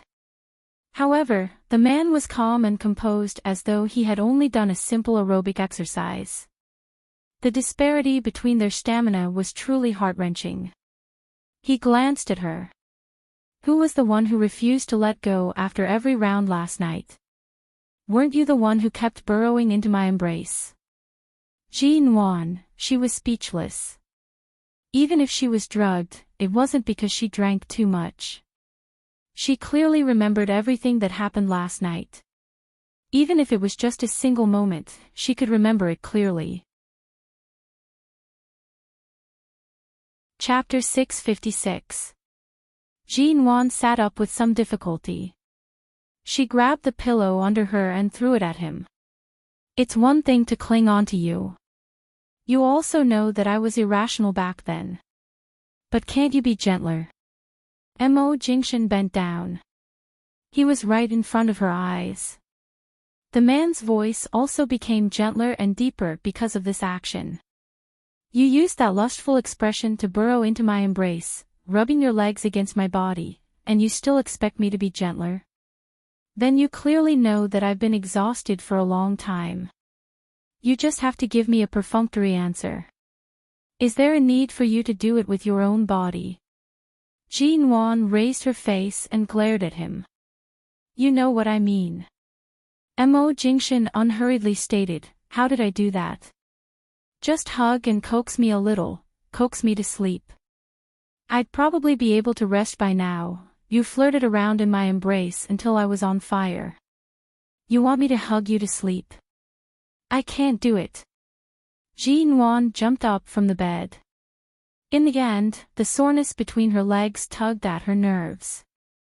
Her expression twisted, and she fell back onto the bed.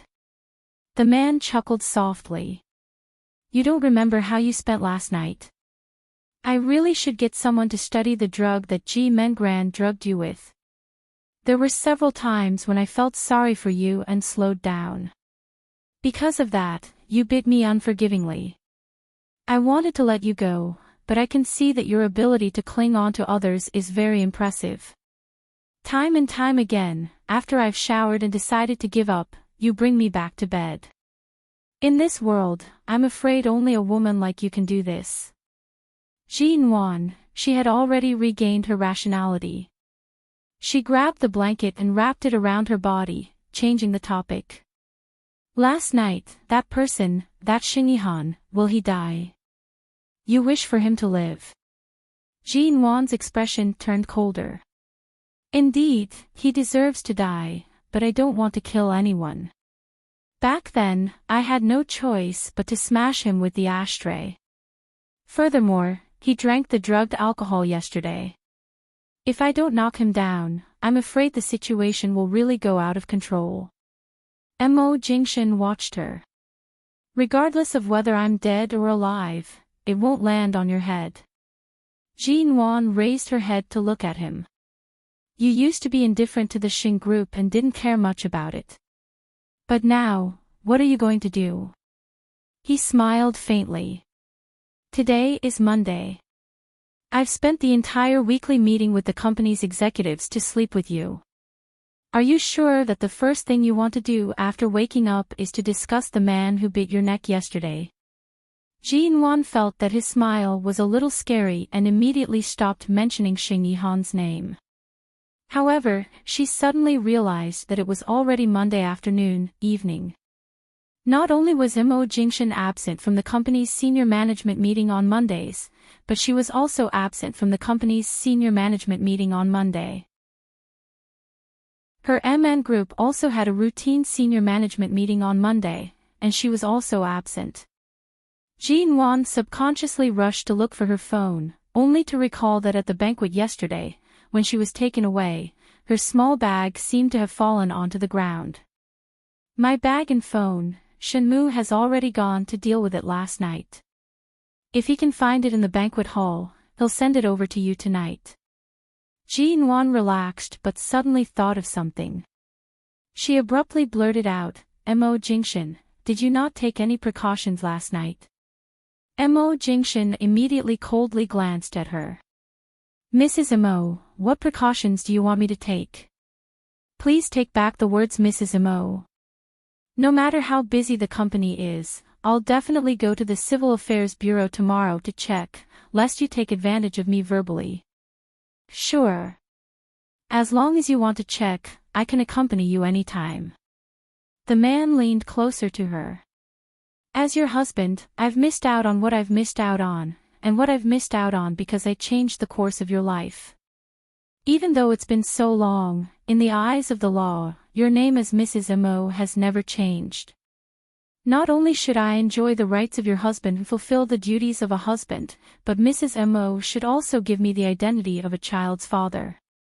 Besides, I was tightly pestered by you last night. How could I possibly have the time to take precautions? As he spoke, his breath brushed against her skin, disturbing Ji-won's thoughts. Ji-won unnaturally turned her face away slightly. Your phone has been ringing in the living room for a long time. Aren't you going to pick it up? Shine Group's CEO suddenly disappeared for an entire day on Monday. There are bound to be a lot of things he needs to call you to deal with. Also, have Shinmu bring my bag back as soon as possible. I'm sure I'll have a lot of calls. After saying that, she covered her head with the quilt and laid her head back on the pillow. Have a good rest. After you wake up, take a bath to relax. I'll call someone to send dinner over before the sky turns dark. The man finished speaking and turned to leave the bedroom. Ji-won tugged the blanket off her head. She watched his back and recalled how she had been pestering him earlier. She felt flustered. However, looking at him now, she felt that from the moment she asked him if he had taken precautions, his entire being had turned cold. It was as though he was angry. Although her miscarriage in the United States 3 years ago was not a shadow in her heart, she had experienced so many things at that time. In addition, Su Shui had directly pushed her out of the car on the highway.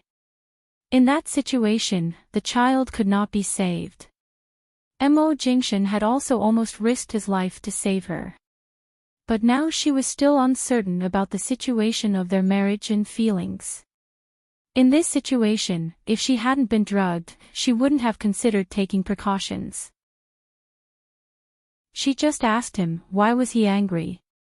Ji-won turned over and covered her head with the blanket again. However, in the darkness of the blanket, she covered her forehead with her hand. Her mind kept replaying the intense and continuous entanglement on this bed, and her ears gradually turned hot. In the living room, it was Shinmu who called. CEO Mo, Xing life has been saved, but he hasn't woken up. That ashtray is very heavy.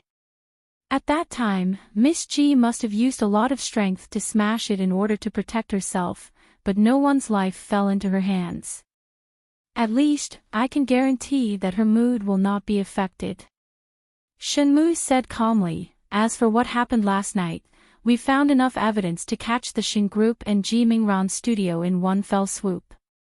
Mo Jingshan said indifferently, and, let's go through the legal process. Although we're going through the legal process, after all, it's all done in secret. The degree of violation that can be found on the surface is still too light.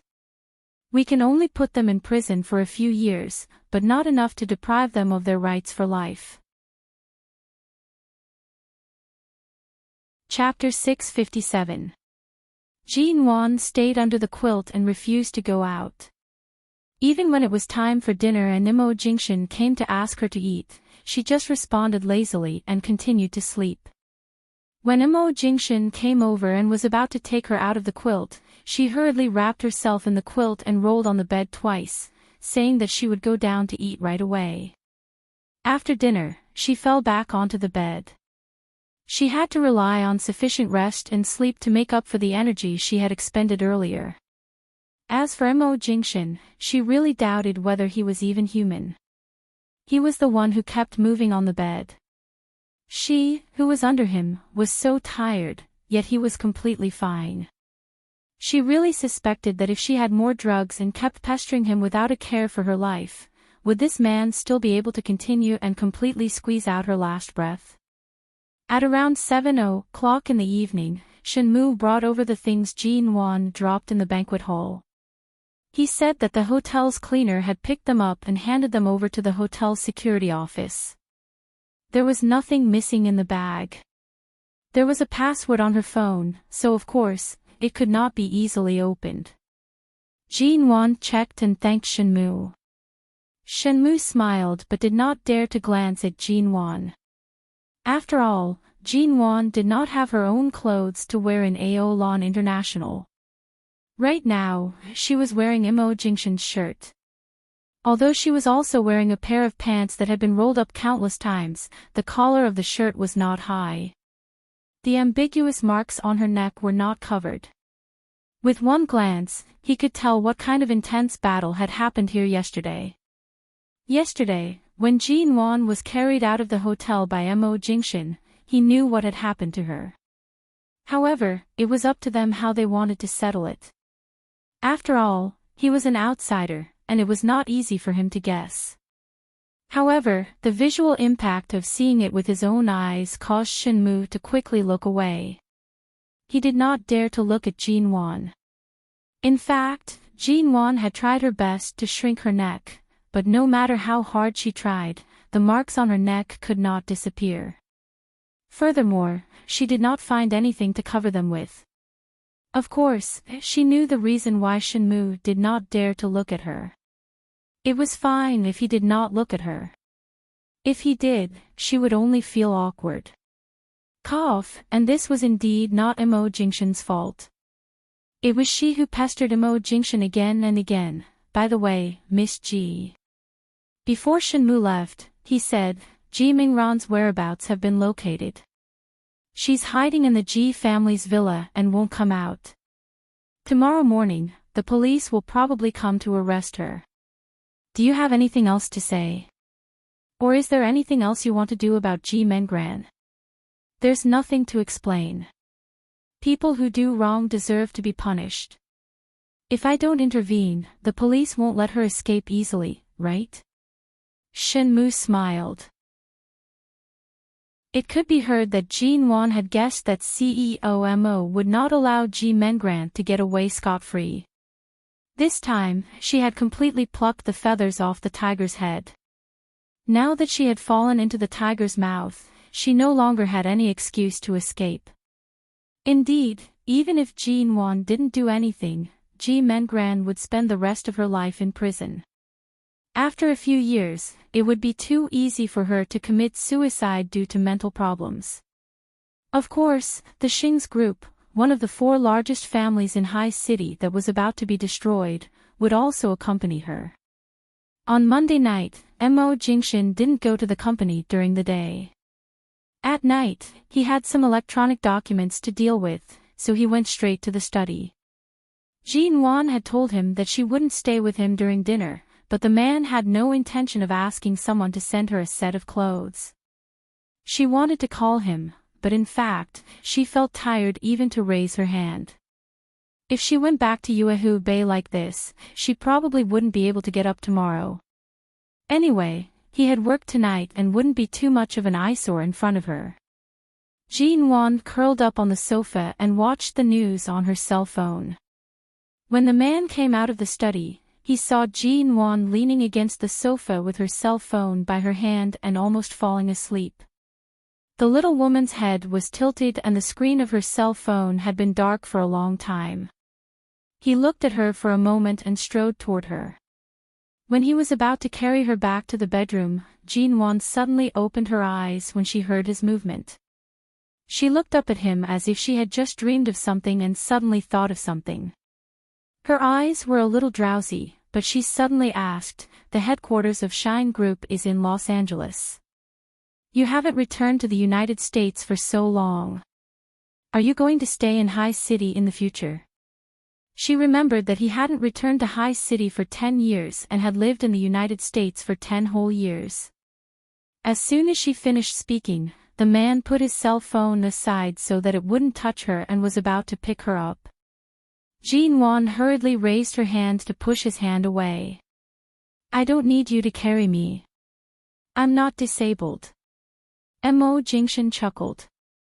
"Aren't your legs too weak to move?" Jin Won slapped his hand away. "Anyway, I can do it myself. Don't always find excuses to carry me." The man who had been seen through chuckled. In the end, he did not continue to hug her, lest she continued to explode. "Have you finished your work?" Jin Won glanced at the study and then at the time on her cell phone. "I still have some documents." "No hurry. I'll read them after I take a shower." With that, the man took another look at her. Seeing that she seemed to be very comfortable curled up on the sofa, he didn't ask her to go back to the bedroom. He picked up the cell phone on the coffee table and glanced at it again, then put it down and turned to enter the bathroom. The reason why he glanced at the cell phone was that a message had just come in. It seemed to be a string of English words, but Jean-Wan didn't see it clearly.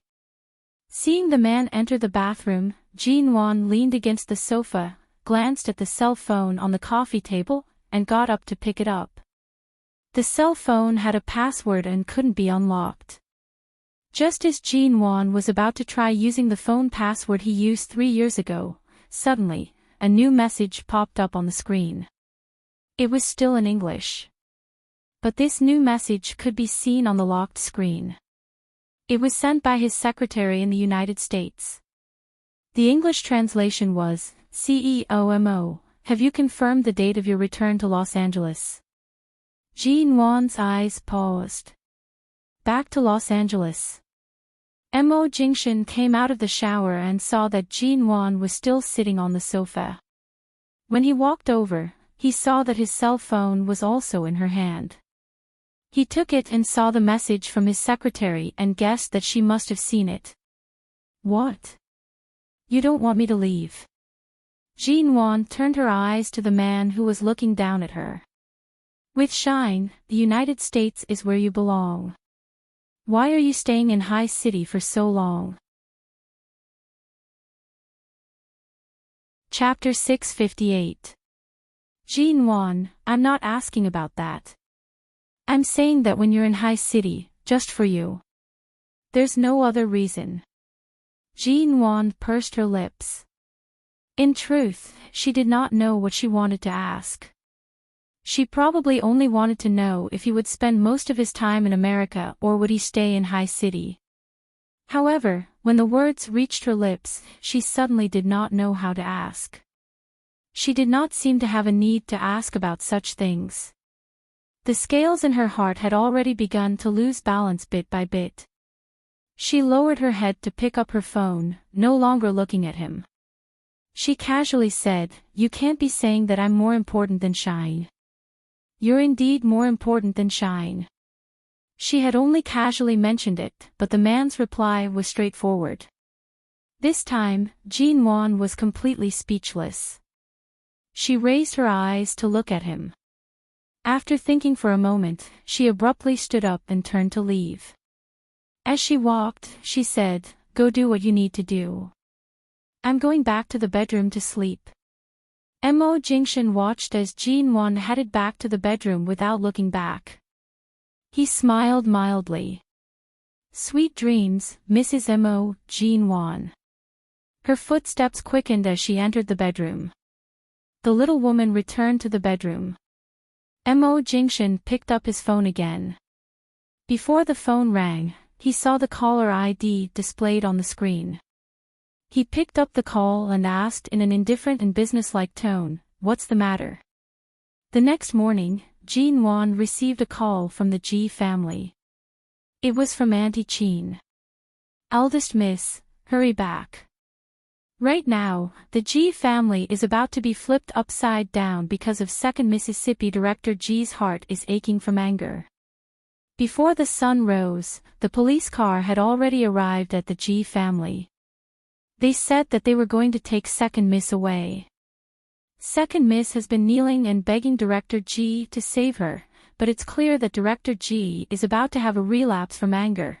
Jean-Wan directly rushed back to the Ji family. The moment she arrived at the courtyard of the Ji family's villa, she saw a police car parked outside.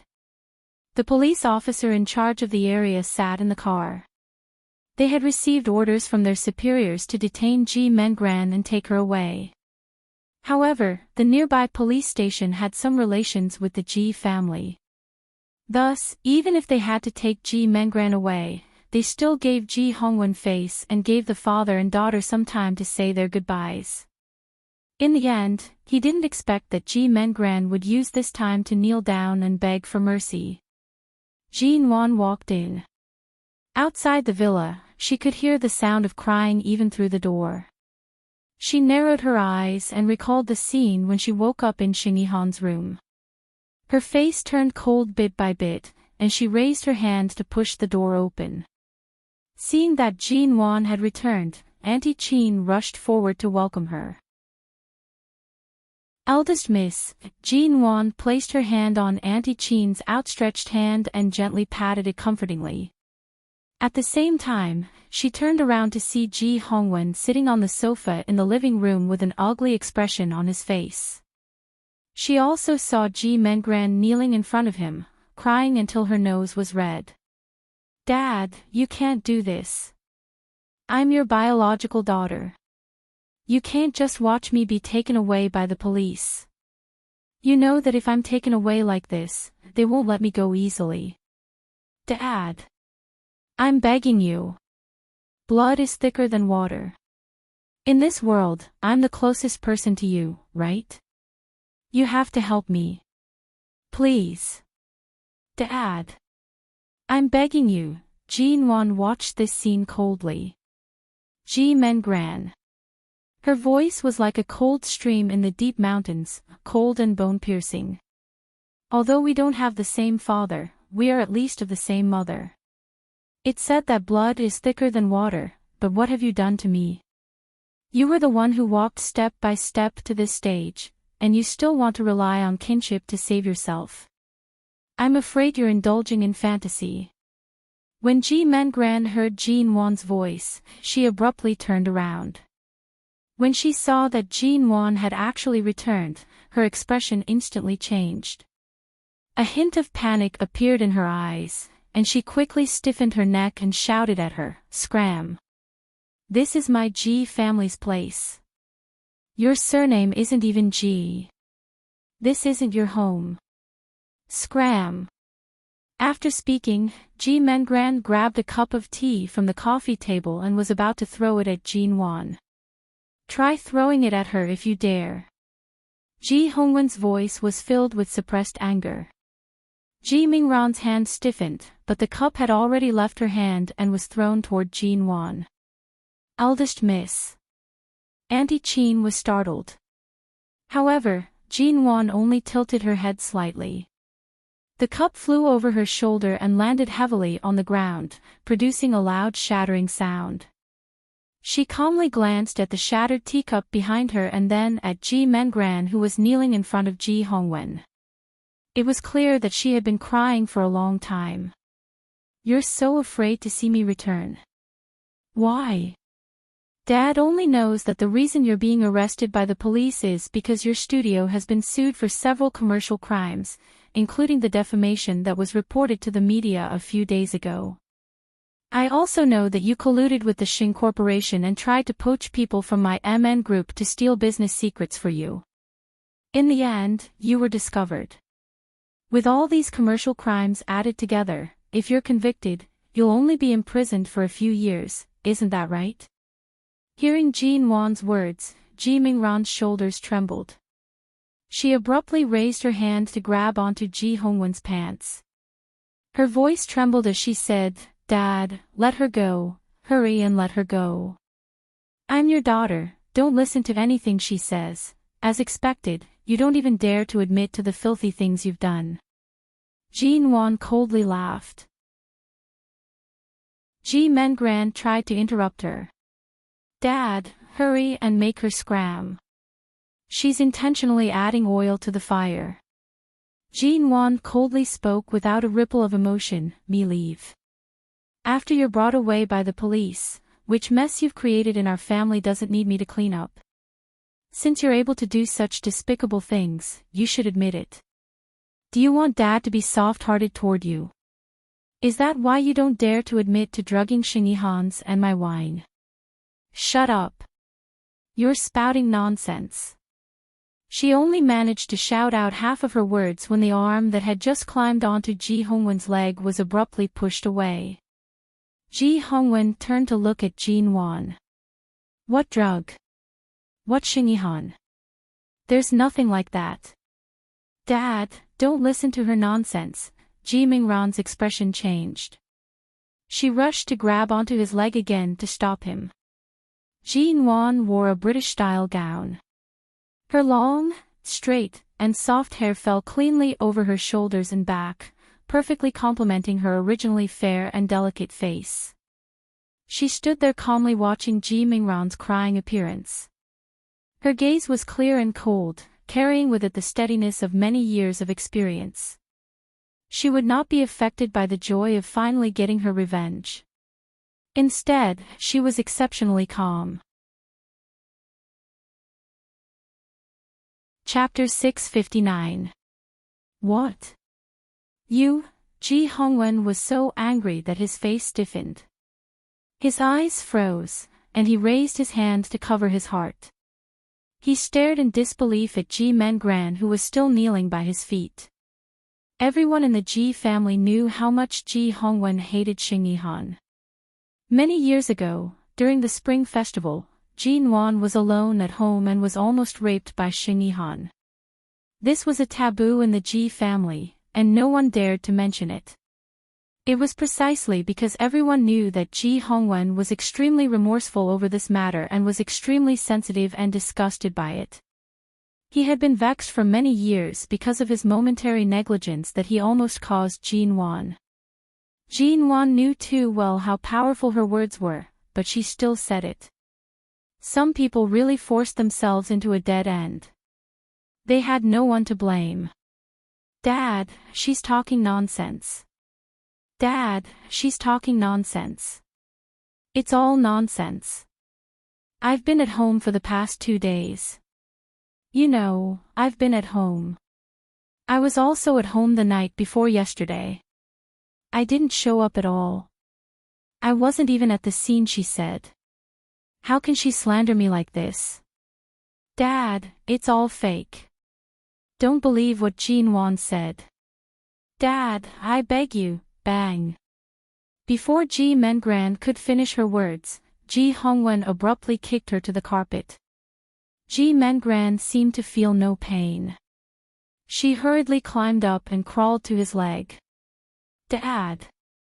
Dad. I didn't. How dare you treat Ji Nuan in such a disgusting way? No matter what, you are still Qing Lin's children. You have the same mother.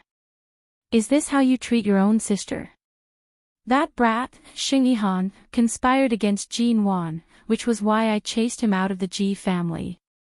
Now that he harbors evil intentions against the Ji family, not only did you follow him, but you actually dared to send Ji Nuan to his bed. Ji Hongwen was so angry that his voice was ragged. You made mistakes again and again, and every time they were unforgivable.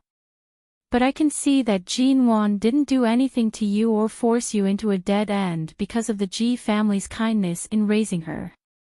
As long as you don't provoke her, your studio and your future can live peacefully, but you just had to provoke her. Dad, it's not like that. I didn't drug her. I didn't do it. Ji Mengran was still struggling. She sobbed and knelt by his leg, hugging it tightly. If I really drugged her, how could she return to the Ji family like this? Ji Nuan coldly looked in Ji Mingran's direction. Don't you know why the police blocked the Ji family's door today?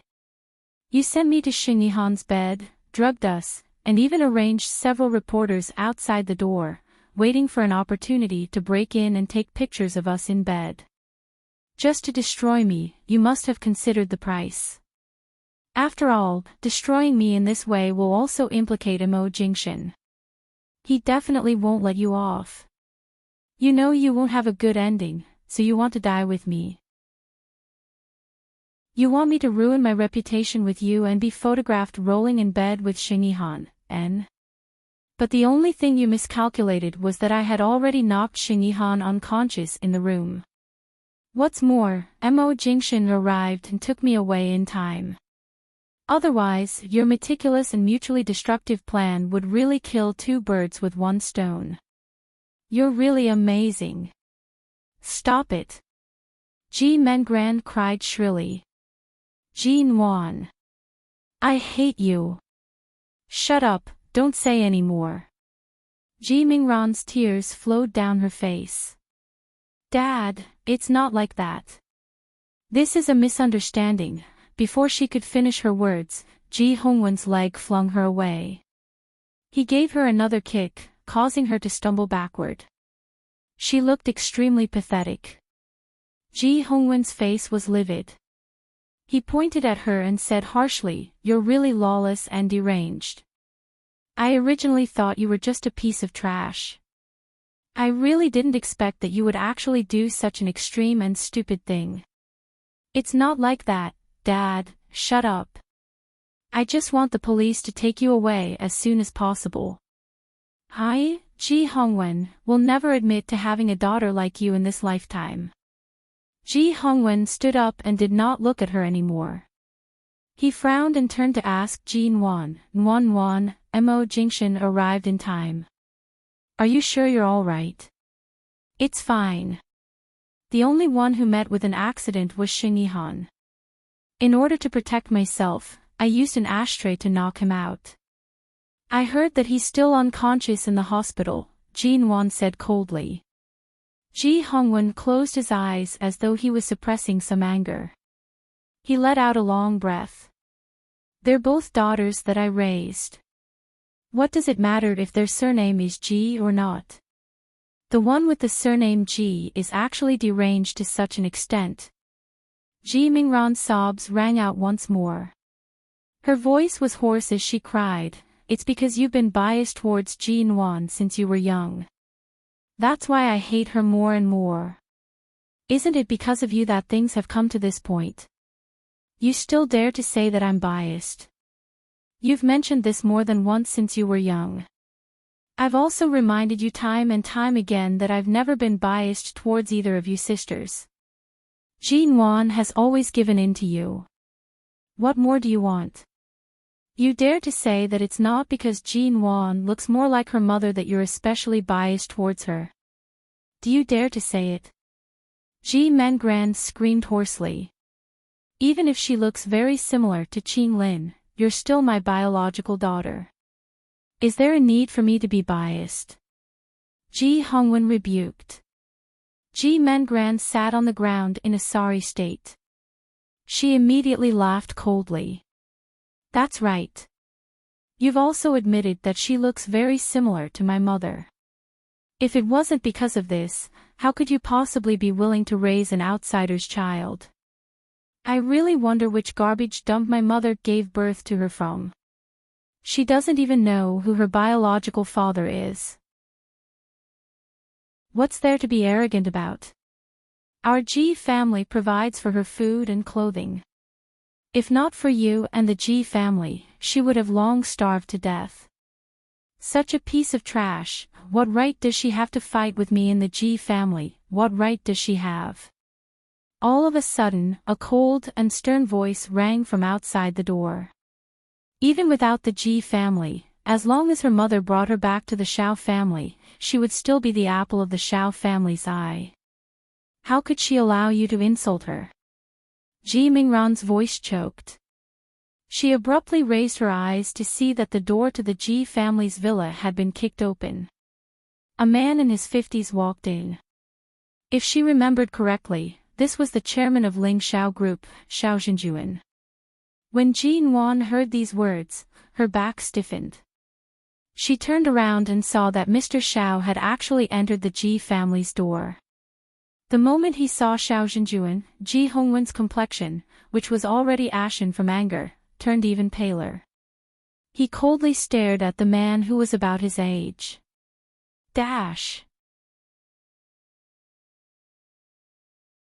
Chapter 660. Why did you come to the Ji family? Who allowed you to enter the Ji family? Ji Hongwen coldly said. Scram. Ji Nuan did not expect such a scene. The moment she saw Mr. Shao, she heard Ji Hongwen's words. She abruptly turned to look at Ji Hongwen. Dad, since you've already guessed your relationship with the Shao family, why do you keep avoiding me? Even when something happened, you refused to ask for my help. Right now, the Ji family is in such a mess. His daughter keeps framing you. Why are you still standing here? When Mr. Shao heard her call Ji Hongwen Dad, his expression darkened. Nuan, I know about all of this. Come back to the Shao family with me. In the future, Ji Mingran's dirty water will never be able to touch you again. Hearing these words, Ji Mengran stared at Jin Wan in disbelief. What Shao family? Jin Wan did not speak. Her gaze remained fixed on the ashen-faced Ji Hongwen. She did not look at Mr. Shao any longer. Elder Shao coldly watched Ji Mengran, who was sitting on the ground in a sorry state. It's very simple. Earlier on, the rubbish heap you mentioned is the Shao family. Jin Wan's biological father is me. Even without the Ji family, she wouldn't have suffered from hunger and cold as you wished. If only Qing Lin's temper had softened and told me about her pregnancy, everything would not have turned out this way. Furthermore, you would never have existed in this world because she would never have married Ji Hongwen. Ji Hongwen abruptly raised his hand to cover his heart. He swayed slightly. Jin Wan was startled and rushed forward to support him. Dad! Ji Mengran did not notice Ji Hongwen's expression at all. When she heard that Jin Wan was actually the daughter of Ling Shao Group's chairman, it was as though she had been struck by lightning. No, impossible, impossible. How could she be your daughter? She's just an illegitimate daughter with no status. I know that my mother was raped. She's the daughter of a rapist. She can't be your daughter. Mr. Zhao's expression instantly turned ugly. He coldly glanced at Ji Mengran before turning to look at Jin Wan, who remained standing by Ji Hongwen's side. Rapist? Is that how you describe me? Old Master Shao frowned coldly. Ji Hongwen, I haven't settled the score with you for stealing my wife and daughter behind my back, and you've already instilled such thoughts into the children. Isn't it? Ji Hongwen pushed Jin Wan's hand away and took a deep breath with some difficulty. You went back on your word and left her in America. You came back to marry the fiancé your family had decided on. When you remembered her, your son had already been born. She waited for you in America for several years. What did she get in the end? Ji Hongwen laughed coldly. You can say that you were forced, or that your family was pressuring you, but you were still married and had a wife and a child. Yet, when she found out the truth and wanted to cut all ties with you, you locked her up, took her, tortured her, and locked her up in the basement of the villa for 3 whole months. In the end, she was pregnant with your child and escaped. If I hadn't taken her away, I'm afraid she would have been tortured to death before the child was born. You didn't just rape her, you even abused her. Jin Wan instantly raised her head to look at Old Master Shao in disbelief. When Old Master Shao received Jin Wan's astonished gaze, his expression stiffened. He frowned and said, at that time, Qing Lin couldn't return to her home. She had nowhere to go. I was afraid that she would be in a bad mood and leave on her own, so I let her live in the villa but never locked her up in the basement. I admit that I forced her to stay, but if I had known that she was pregnant, I would have taken good care of the mother and daughter. I would have divorced her and married her, keeping her in the Shao family openly. Even if you didn't lock her in the basement, didn't you still hide her in a place that your family didn't know about? She had no intention of interfering in your marriage, but you forced her to be the one who couldn't see the light of day. You destroyed the relationship you had with your own hands in America. No matter how strong your love was, it couldn't compare to the hurt you caused her. She didn't even know whether she loved you or hated you. If she didn't love you, she wouldn't have given birth to Jin Wan. But if she didn't hate you, she wouldn't have married me with a child. If she didn't love you, she wouldn't have died holding the necklace you gave her in America. But if she didn't hate me, she wouldn't have refused to inform you of her death. Ji Hongwen coldly looked at him. The one surnamed Shao, back when we were studying in America, we competed fairly. In the end, I lost to you wholeheartedly. I withdrew because I believed that you could give Qing Lin a good future. But what was the result? In the end, you ruined her life. When Old Master Shao heard that Jin Wan's mother refused to inform him of her death, his eyes darkened. Jin Wan saw the eyes of this man in his 50s, who was said to be like a god in Ling Xiao group, gradually turning red. She didn't know what kind of love he had for her mother. She didn't know what kind of romance they had in America.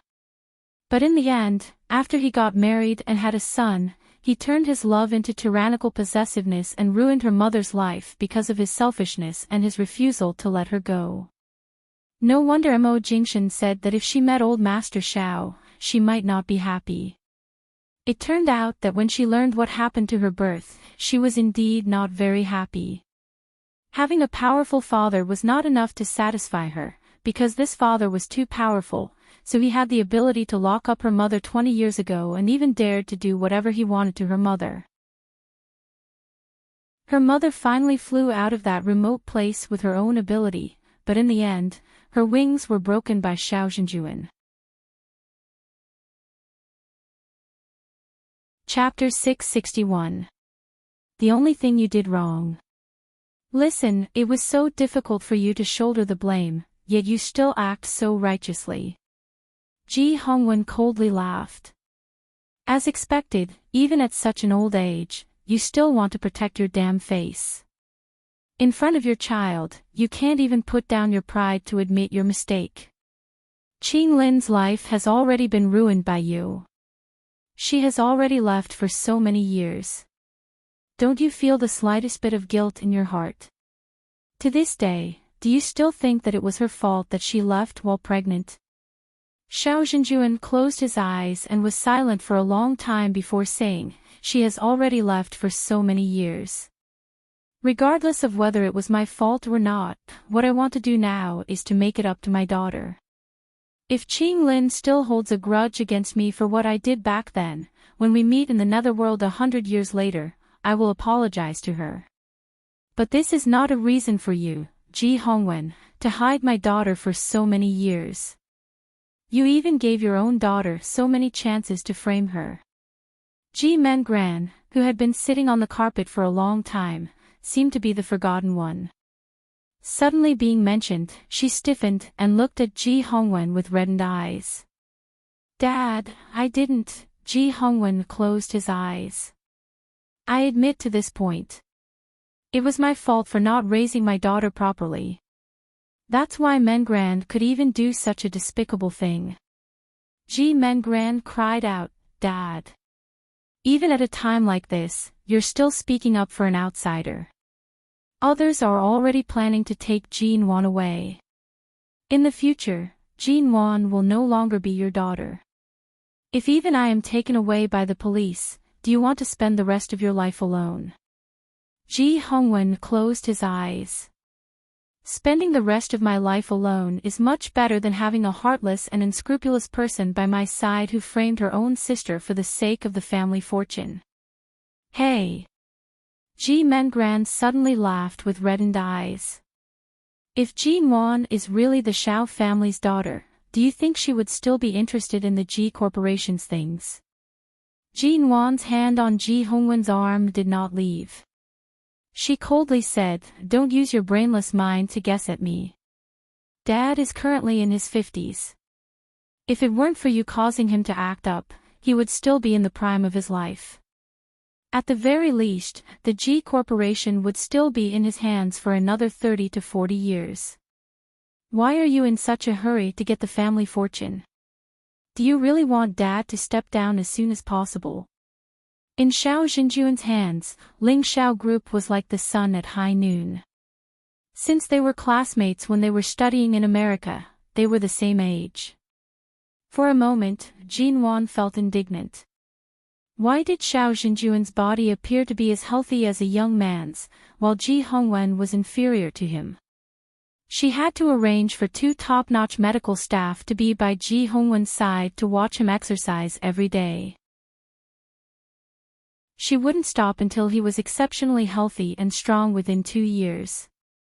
Ji Mengran yelled, I didn't say, now, because the last time I went back to the Ji family, Dad kept saying that he wouldn't leave a single cent to me in the future. I never said that I would make him give up his position now. Jin Wan, you're an outsider in the Ji family. Stop trying to sow discord here. Xiao Zhenjuan coldly narrowed his eyes at the reckless Ji Mengran before turning to look at Ji Nuan. Outsider. Nuan, come back with me. As long as the Xiao family is here, you'll never be an outsider. Ji Nuan didn't hesitate at all. She helped Ji Hongwen back to the sofa and sat down. At the same time, she stood up from the sofa. Without looking back at Xiao Zhenjuan, she said coldly, Mr. Xiao must have come to the Ji family because you heard about what happened to me recently and rushed over to do something for me. I'm very grateful for Mr. Xiao's willingness to help me, but I'm sorry, I'm not related to the Xiao family at all. I have other ways to solve my problem.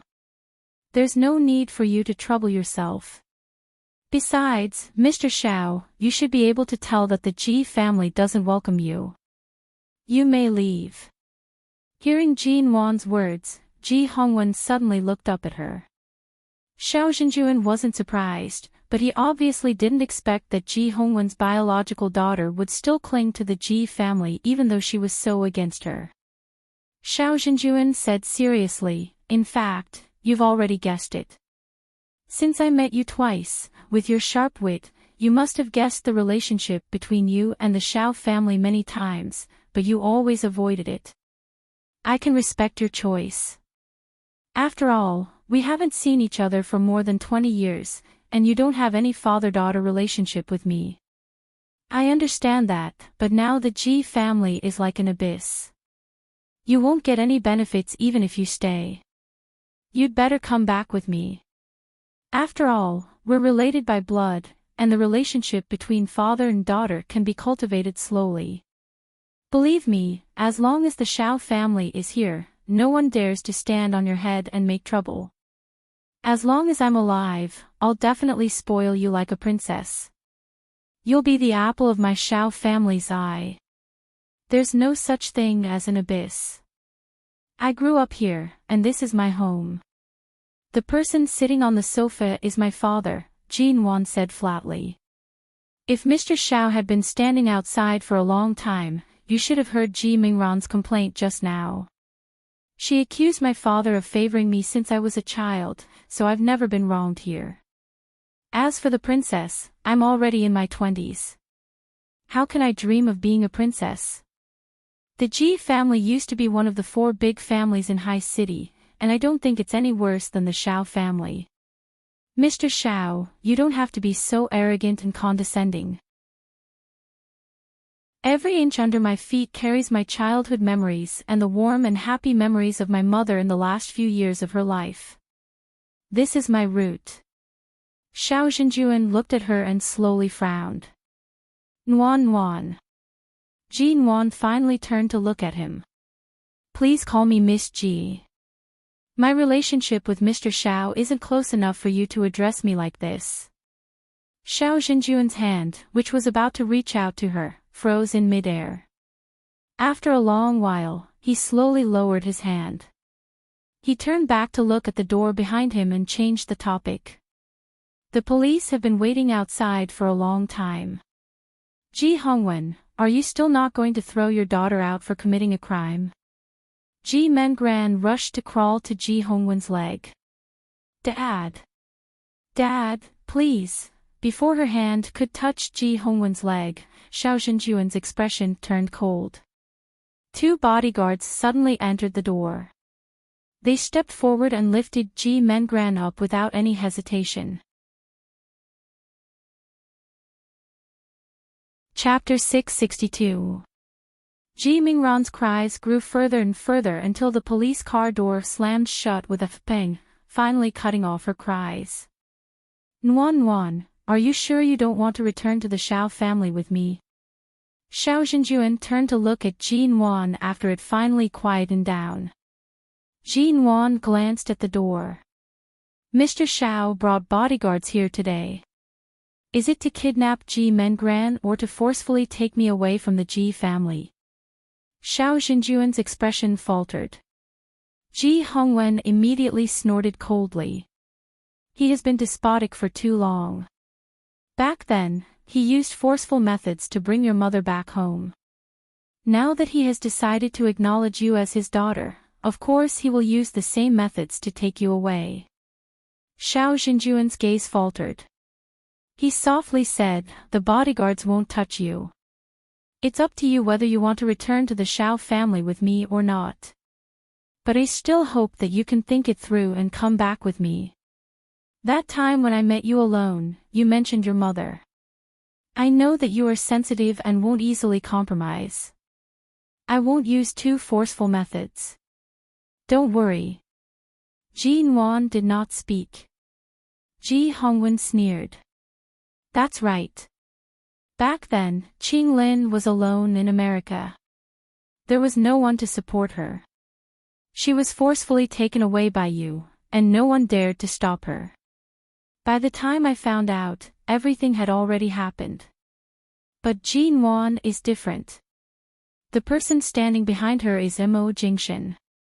He is someone that even you, an old thing who has dominated the domestic business world for decades, dare not provoke. Of course, you won't dare to forcefully take her away. Otherwise, even if Mo Jingshan turns the Xiao family upside down, he will definitely find her.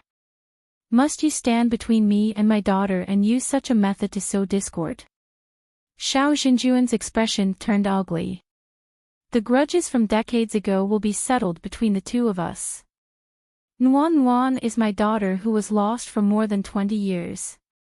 Even if you are angry for Qing Lin, you shouldn't forcefully take my child. I sow discord." Ji Hongwen sneered. "The truth is right before your eyes. Do you still need me to sow discord? Because of Mo Jingshan's existence, you didn't provoke her too much, but you have long wanted to bring her back to the Xiao family. You've been thinking about this for a long time. I've asked her to go back to Ji City and visit Qing Lin's hometown. I think Ji Nuan is very familiar with her mother's hardships and helplessness. At Ji Nuan's age, we can't fool her with just a few words. She has her own feelings and thoughts. Don't think that everyone is your employee or your puppet and can do whatever you want her to do. I don't need this daughter of mine. If she wants to leave, I won't stop her. But if she refuses to leave, she will still be my daughter." Ji Hongwen's eyes widened as he looked at Ji Nuan and Ji Hongwen. "You're right, Ji Nuan, Ji Hongwen. You can't fool her with just a few words. She has her own feelings and thoughts. Don't think that everyone is your company's employee or your puppet and she can do whatever you want." Xiao Xinjuan placed one hand behind his back. Ever since he entered the Ji family's home, he had been standing there with his back straight. Although he didn't do it on purpose, he still exuded the aura and demeanor of a superior. He said coldly, "As long as you can protect her, I don't have to disregard our family's vow to come here early in the morning to take her away. This time, Ji Mingran's various tricks and frame-up against her are extremely vicious. A while ago, I found out something from the old servants of the Ji family who left many years ago. When Nuan was only a teenager, you married that Shinharu into the family and allowed her to bring her son, Xingyihan, into the Ji family. What was the result? In the end, because of your negligence, she almost made a huge mistake. She was almost raped by that brat, and in the end, she suffered from the cold." Ji Hongwen's expression faltered. He paused and turned to look at Ji Nuan. This was a knot in Ji Hongwen's heart for half of his life. Earlier, because of this matter, he vented his anger on Ji Mengran. He hated her very much. But he had to admit that this was indeed because of his negligence back then. Ji Nuan's cold voice rang at this moment. "Mr. Xiao, even if I grew up in the Xiao family, I might not have lived a better life than here. The Xiao family's business is so big, and there are so many people. Mr. Xiao is usually so busy. Can you guarantee that you won't be negligent? The grace of raising someone is greater than the heavens. You're nitpicking at my father's efforts all these years. Aren't you going a little too far?" Xiao Zhenjuan watched her figure that kept her face turned sideways. Nuan, you also said that he raised you. That means he acknowledges that I'm your biological father. Must you speak to me like this? Ji Nuan turned to look at him. I'm the one involved in the decision to raise him.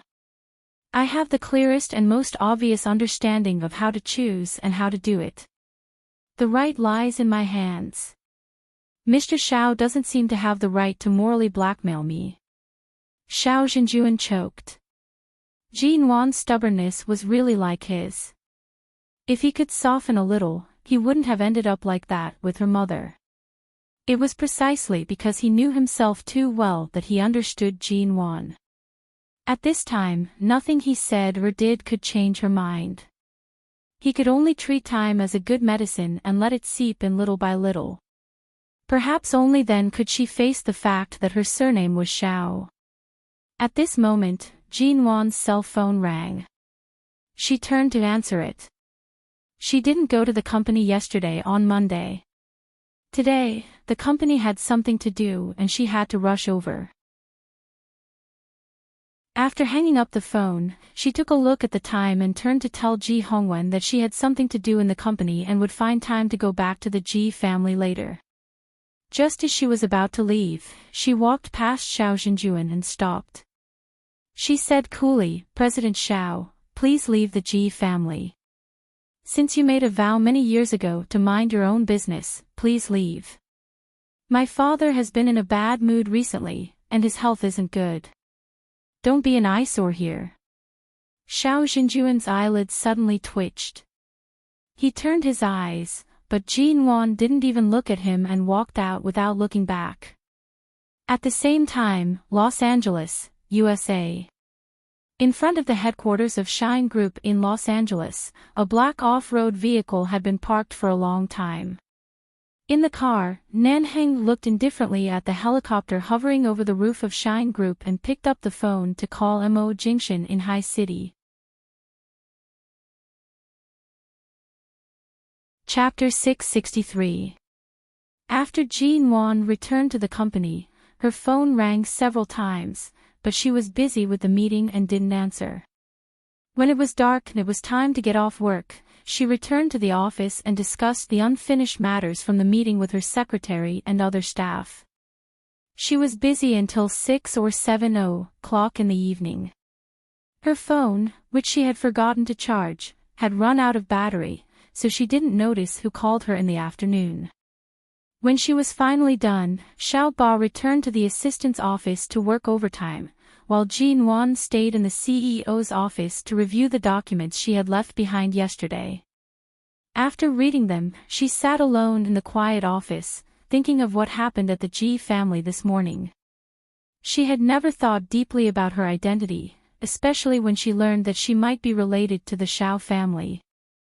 If Ji Hongwen hadn't specially asked her to return to Ji City and revealed that he wanted to have a showdown with her, she would rather not know anything and just be a good daughter of the Ji family.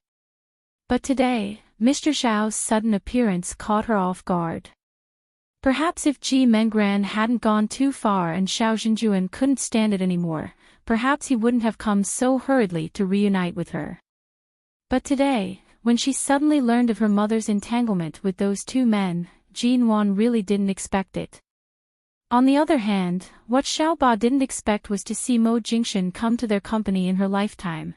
Xiao Ba was working overtime in the assistant's office at night.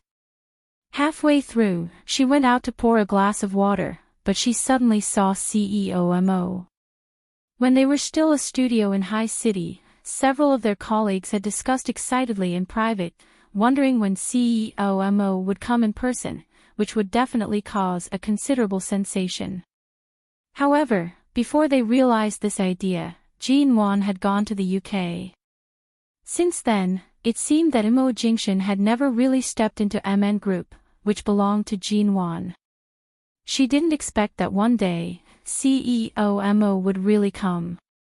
The receptionist on duty recognized him and learned from the news that he and Ji Nuan were husband and wife, so she didn't dare to stop him, so there was no need to announce CEO Mo's arrival. When Xiaoba saw him, he had almost reached the door of the CEO's office. CEO Mo. Xiaoba was holding a cup of water. It was hard to tell if his face was filled with excitement or confusion. What are you? Is she in the office? Mo Jingshan asked. Xiaoba quickly nodded. Yes, boss is in the office, but she should have finished her work at this time, but she hasn't gone home yet. It's probably because it's too late and she wants to rest in the office for the night. Mo Jingshan did not speak further and went straight to his office. Xiaoba didn't dare to knock on the door or inform Jin Wan. Anyway, CEO Mo wouldn't eat her. Even if he did, it was reasonable and legal.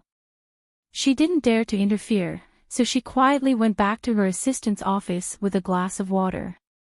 Jin Wan was not in the office. As Xiaoba said, she was in the break room.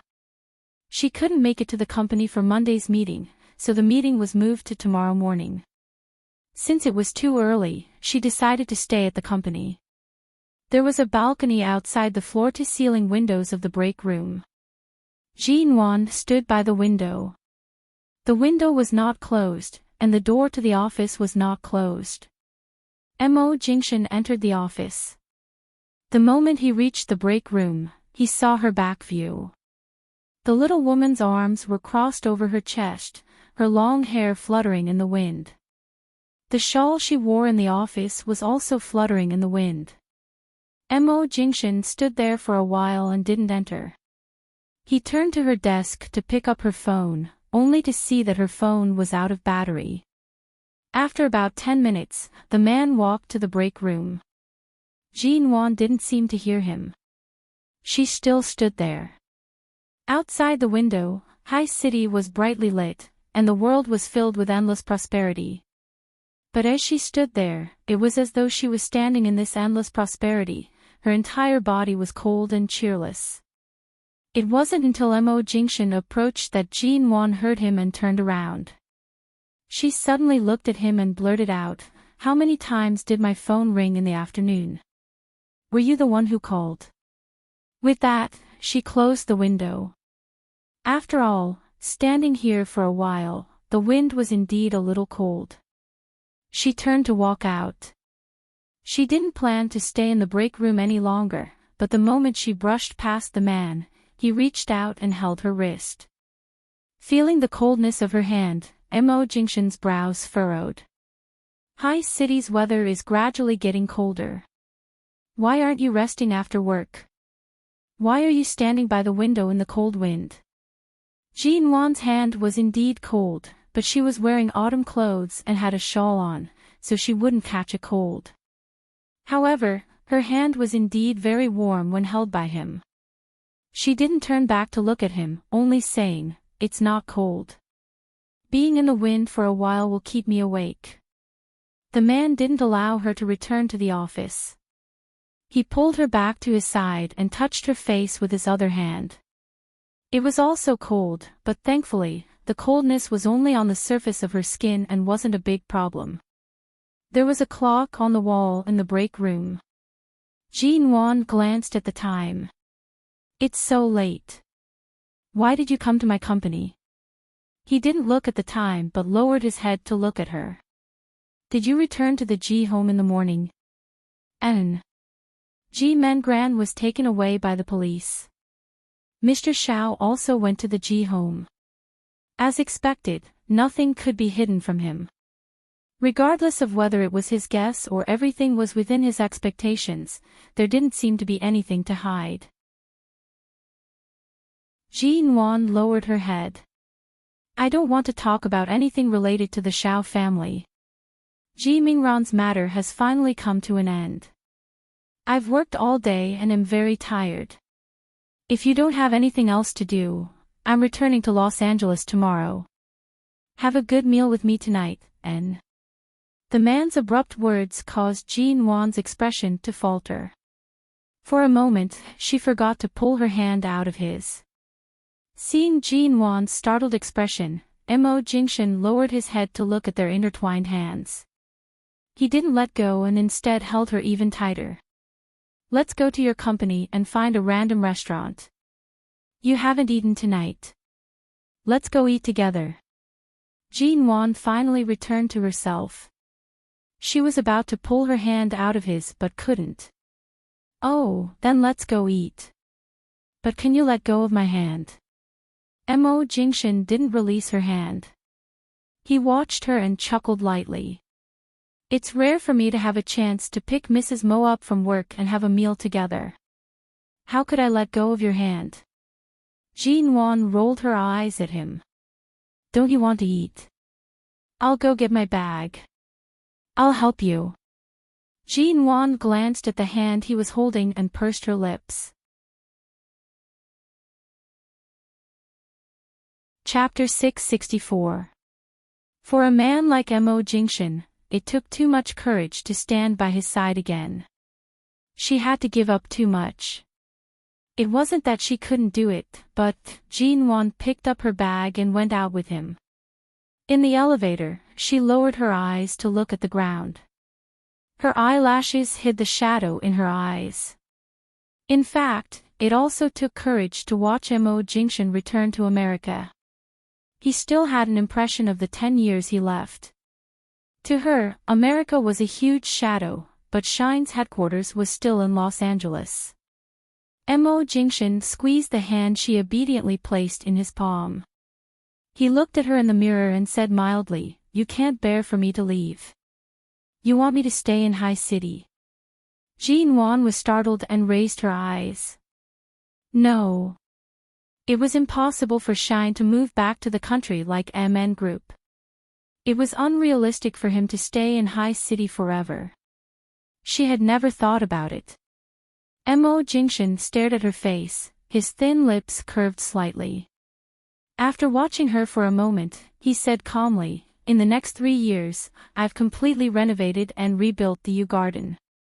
If you want me to stay in High City, the condition is that you come back to the U Garden with me." Jean Wan, she was surprised. U Garden has been renovated and rebuilt. He looked at her seemingly surprised expression and his handsome brows moved slightly. Didn't you dislike the U Garden's renovation a long time ago? Back when we got married, grandfather personally installed it. Neither of us participated in it. The previous U Garden is a farewell to the past. Now, the U Garden is the home that I've poured all my heart into. It's just waiting for you, the mistress, to return. No. Mo Jingshan, aren't you going back to America? Although she couldn't figure out why he specially invited her for a meal before returning to America, Jean Wan strangely felt that he wouldn't be returning anytime soon. But now, he was talking about the U Garden. In the past 3 years, he had even rebuilt and renovated their marital home, saying that the U Garden was waiting for her return. Could it be that he planned to stay in High City in the future? The two went to a Western restaurant below her company. After entering the restaurant, the waiter arranged a quiet and elegant table for them. Mo Jingshan finally released her hand and let Jean Wan sit down. Most of the dishes were ordered by Jean Wan. Mo Jingshan only ordered a steak, and the other dishes that were gradually delivered to the table were all ordered by Jean Wan. Most of the time, Mo Jingshan watched her eat. The portion sizes in this restaurant are very small. Do you think a small piece of steak like yours will fill you up? Jean Wan picked up a piece of foie gras with a thin piece of bread while looking at the steak in front of Mo Jingshan that had barely been touched. I'm not very hungry. You're not very hungry, but you specifically came to me for dinner. Jean Wan speechlessly picked up another piece of foie gras from the plate in front of her with bread, put some Western side dish leaves in it, and handed it to him. Eat this. Seeing that her words were hard, but her heart was soft. She clearly did not say a single word of reluctance, yet her expression seemed as though she was afraid he would be hungry. Mo Jingshan smiled and accepted it gratefully. He also gratefully ate the foie gras she had rolled. After that, he continued to watch her eat, and in the end, she couldn't control herself. Fortunately, she ordered a lot and put all the food on the plate in front of him, forcing him to eat more. In autumn, there were many rainy days in High City. When they left the company, the weather was clearly fine, but after eating, it rained. It was only a 5-minute walk from the company's main entrance. The two did not drive or bring an umbrella. Mo Jingshan sent her back to the company, but in just a few minutes, the two of them were drenched in the rain. Even though Mo Jingshan's temperament was not affected in the slightest by the rain, Jin Wan still mercifully allowed him to take a shower in her break room. She also asked the nearby 24-hour shopping mall to send a change of men's clothes over. Mo Jingshan showered and dried his short hair. Although it no longer dripped water, it still fell slightly on his forehead, causing the originally cold and stern man to appear more seductive and abstinent. He changed into a set of black shirt and trousers that she had just asked the shopping mall to send over. It was the brand he usually wore. Perhaps the two of them did not need to put on a show to understand each other, but such a small detail and habit was enough to show that their relationship as husband and wife was actually quite peaceful. Aside from the various entanglements and misunderstandings that had occurred in the past, there was nothing wrong with it as long as they were not divorced. Seeing that the man had changed and come out, Jin Wan, who had also just gone to the vice president's break room to take a shower, glanced at him. In an instant, many thoughts flashed through her mind. Jin Wan. Mo Jingshan looked at her and instantly caught her stunned expression because he was wearing the clothes she had bought for him. He remained calm and collected, his voice low and heavy. Have you thought it through? Do you want to move back to the Yew Garden with me? Moving back to the Yew Garden meant that he wanted to let go of the past and resume their married life. She would still be his Mrs. Mo. Jin Wan sat at the end of the bed in the break room and casually picked up a pillow to hold in her arms. She lowered her head to look at the pillow in her arms, cleared her throat, and said, "Let's talk about it when you come back from America. After all, you have so many things to deal with in America. I don't even know when you'll be able to return to High City. I don't have time to think so much right now." Mo Jingshan looked at her without a word. Jin Wan coughed dryly. "You've showered and changed your clothes. It's time to go back, right? I'll stay at the company tonight. I won't keep you." Jin Wan. "You know that my break room isn't as big as the one in your office. It's small enough for me to live alone. Don't even think about staying here." It was true that her break room wasn't big, but it wasn't so small that it couldn't even accommodate one Mo Jingshan. Mo Jingshan walked over and single-handedly took the pillow from her arms, throwing it back onto the bed behind her. He calmly said, "I'm returning to America tomorrow. Are you planning to draw a line with me after I shower and leave? You said you'll wait for me to return from America. If I really do come back, I'm afraid you'll have already fled to Java. I won't even be able to catch you. Don't think I don't know that you're as slippery as a loach right now." "Jin Wan," he calmly asked, "are you going back to the Yew Garden?" Jin Wan glanced at him. "I already said, we'll talk about it when you return from America. Are you sure you won't run?" Jin Wan felt guilty. High City is only so big. Where can I run to? It's not like I can return to London. Chapter 665. The man stared at her face with his deep eyes, and there was a hint of a smile between his brows. When he lowered his head, he approached her dangerously. His voice was low and seductive. "If you're afraid that the Yew Garden won't be able to accommodate you, you can buy the buildings behind the Yew Garden. It's only 2,000 or 3,000 square meters. It's not like it can't accommodate you."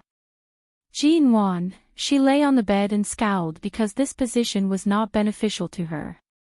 "Don't you think it's good for us to live our own lives like this? We don't interfere with each other and have our own lives. Besides, your Shine is busy enough, and my MN group is also busy. Even if we live together, there's no need for us to live together. Besides, I'm not in the mood to build a relationship right now. It's a waste of time. Mo Jingshan was so angry that he almost laughed. This woman really dared to say anything she wanted to say. Jin Wan, do you really think I can't do anything to you? Her long hair spread out behind her back, and her thick and slender eyelashes blinked several times. Her face gradually turned red because of the man's ambiguous position. I'm telling the truth. Also, this is my office break room. There are people working overtime in my company. Someone might come in at any time. Mo Jingshan, don't. The man lowered his head and kissed her. Jin Wan was about to raise her hands only to find that her hands had been single-handedly held above her head. Since that night in Jing City and this time when she was drugged by Ji Mengran, the two of them had been separated for 3 years. After all, they were no longer starting from zero. They seemed to have regained their memories and were like the most ordinary husband and wife in the past. But she was still extremely sensitive to Mo Jingshan's every kiss. And it was in her office break room. It seemed to be the first time he came to her workplace. 3 years ago, he only parked his car in front of the building when she got off work and never came in. But today, he came in for the first time, but he directly pressed her down on the bed in the break room. Mo Jingshan, you, Jin Wan's face was burning hot. It was no different from when she was drugged. She had clearly pestered this man in Aolon International the night before yesterday. Last night, she went to bed too early and didn't know how he slept. It had only been one night, but he had already come here. Just as Jin Wan was feeling suspicious, the man's hand had already reached under the skirt of her business attire. Mo Jingshan. Do we still need you to worry about our relationship? The man's voice was right by her lips, low and husky. Jin Wan struggled to free one of her hands, but the man easily pressed it against her side. If you dare to do it to me in my office, ugh, Jin Wan almost cried out, let me go. She was completely unaware of how soft her voice was at this moment, but it made the lower body of the man who was just using his hand to stir up trouble quickly tense up. He lowered his head and fiercely blocked her lips that were about to curse again. At this moment, both of them were extremely sober.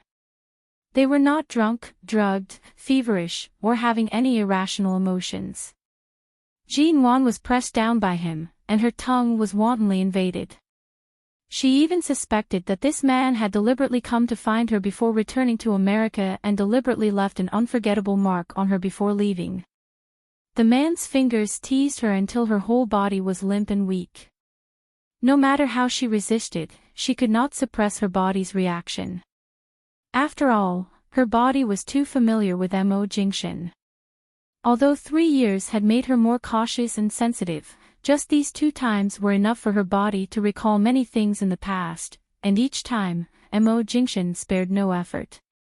Even though they had been entangled for who knew how long in Aolon International the night before and yesterday morning, when the man sank into her, Jin Wan could not help but let out a low gasp. She lowered her head and bit down on his shoulder. Mo Jingshan. You said you're going back to America tomorrow and that you want me to accompany you for dinner. Your purpose is to squeeze me once before you leave. Once? It should be more than once. He moved harshly. When Jin Wan raised her head to moan, he chuckled softly, panting slightly.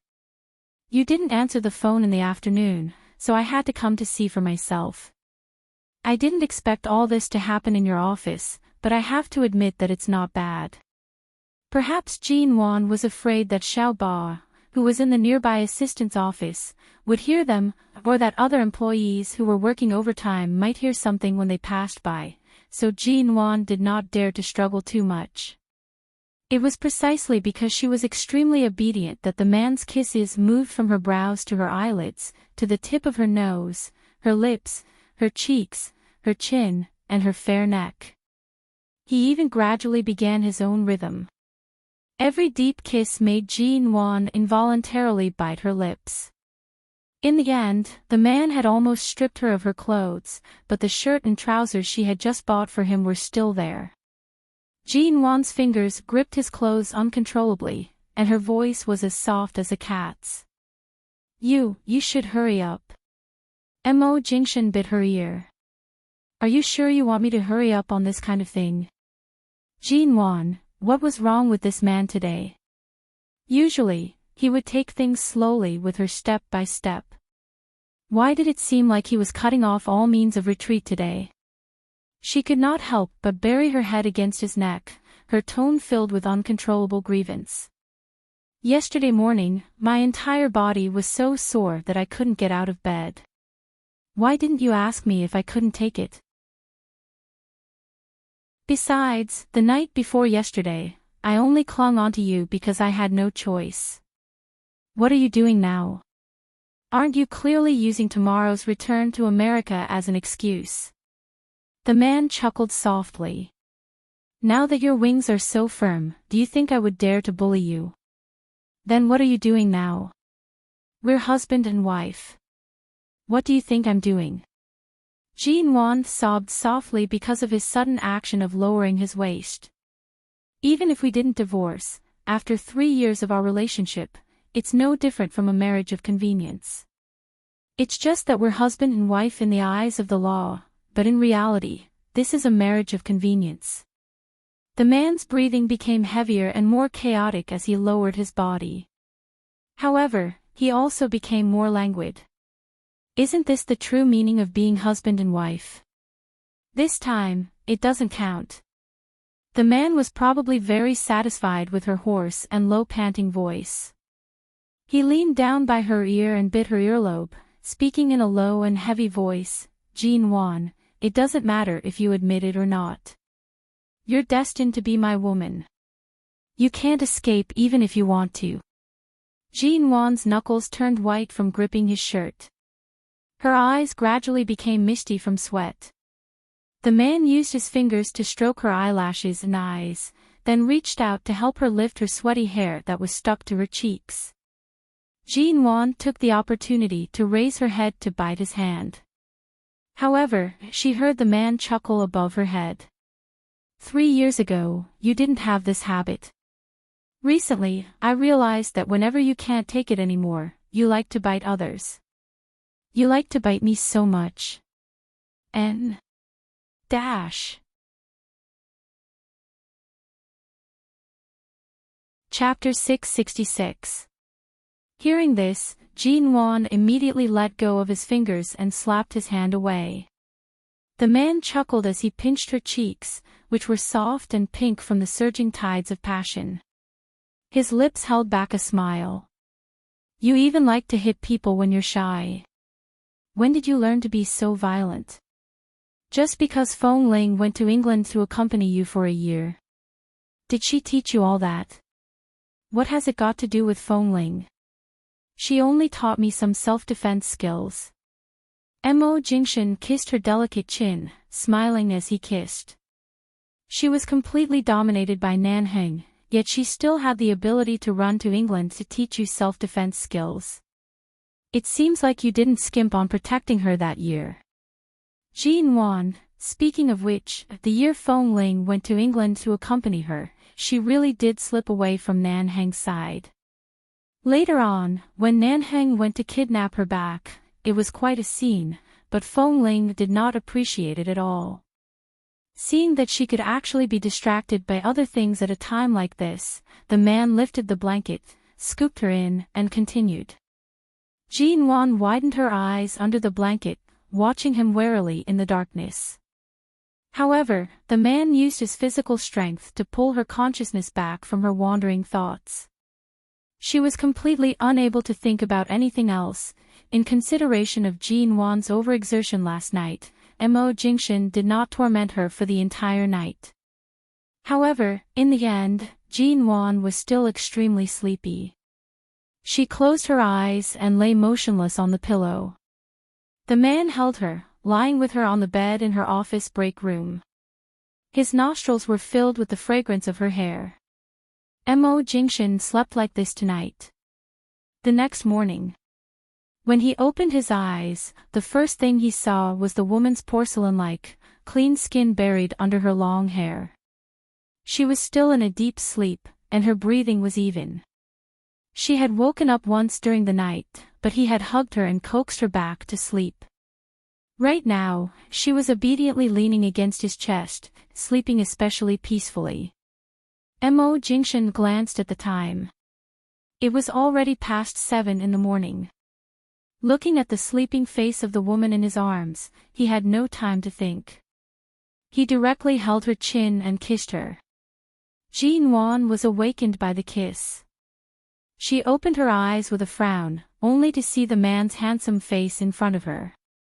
She closed her eyes again and tried to turn over to continue sleeping, but the man did not let her move and only left lingering kisses on her lips. Jin Wan was kissed awake and raised her hand to push against his chest. Mo Jingshan. Aren't you going back to America today? She was still very sleepy.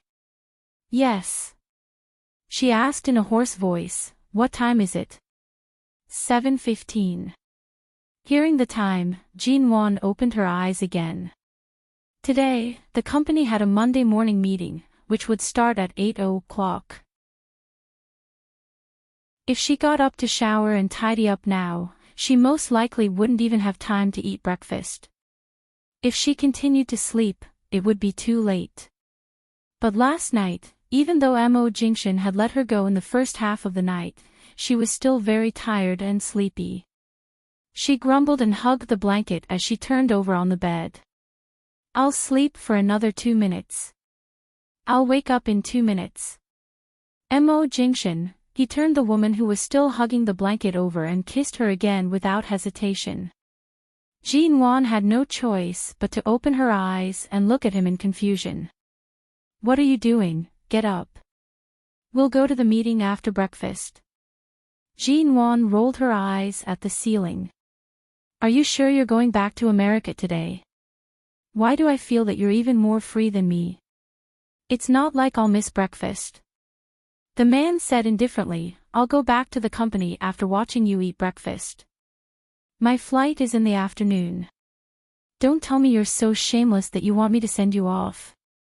She strangely felt that this man seemed to have the intention of packing her up and taking her to America.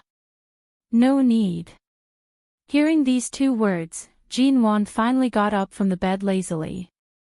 She turned to see that Mo Jingshan had lifted the blanket and gotten out of bed. The man's shirt and trousers were a little wrinkled, but it did not affect his overall appearance. He would simply iron the shirt before he went out. It just so happened that there was a spare ironing machine in the break room. She had accidentally pressed the button by the bedside when she got up, and the curtain had been automatically opened. The sunlight that spilled in from the window fell on the man. He had a head of slightly messy black short hair, and his facial features were particularly clean and handsome in the morning light. Seeing that she really did not intend to stay in bed, the man turned and entered the bathroom. Jin Wan looked at his tall back and raised her hand to rub her hair hard. Although she was still very sleepy, she finally accepted her fate and got up.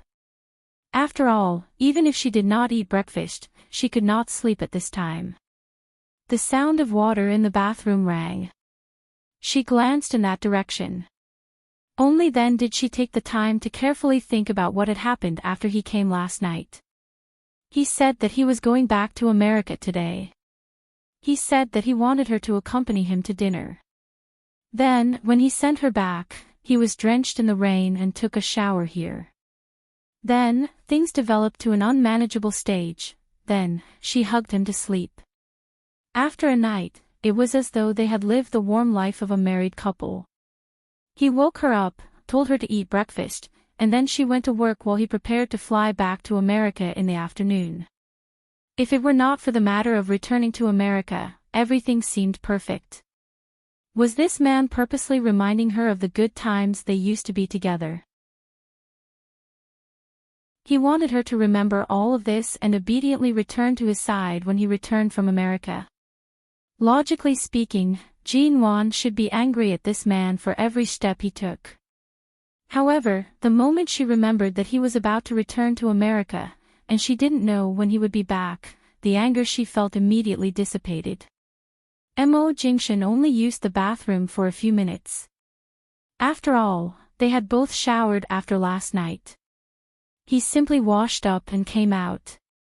Seeing that he had come out, Jin-won could only get up to wash up as well.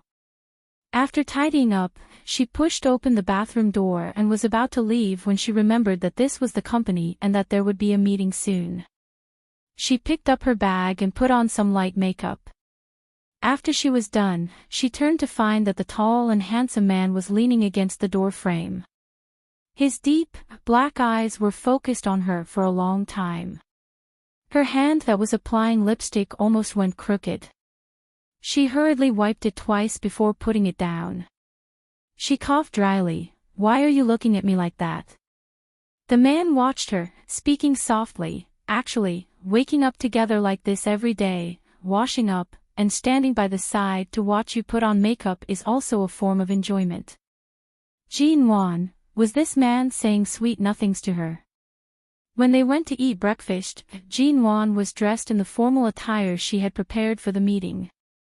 However, she was afraid that the fragrance of breakfast would spread to her body, so she put on a light blue jacket. The man was usually exceptionally patient with her.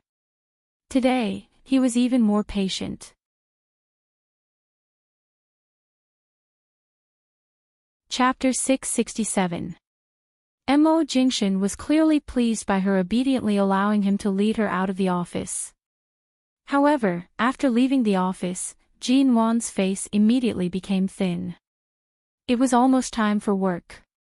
There were many people in the company.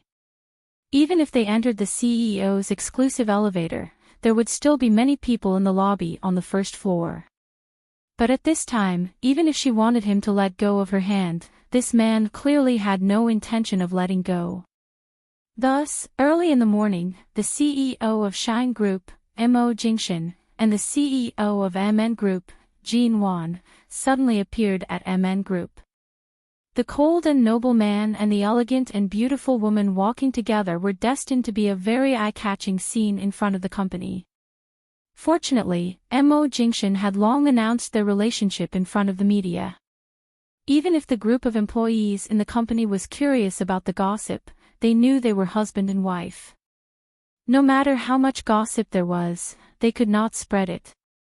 When they walked out of the company, Mo Jingshan's hand touched a few of her fingers. Although Jin-won liked the silver ornaments she bought in G-City last time, she only wore them occasionally. They were not suitable for daily wear.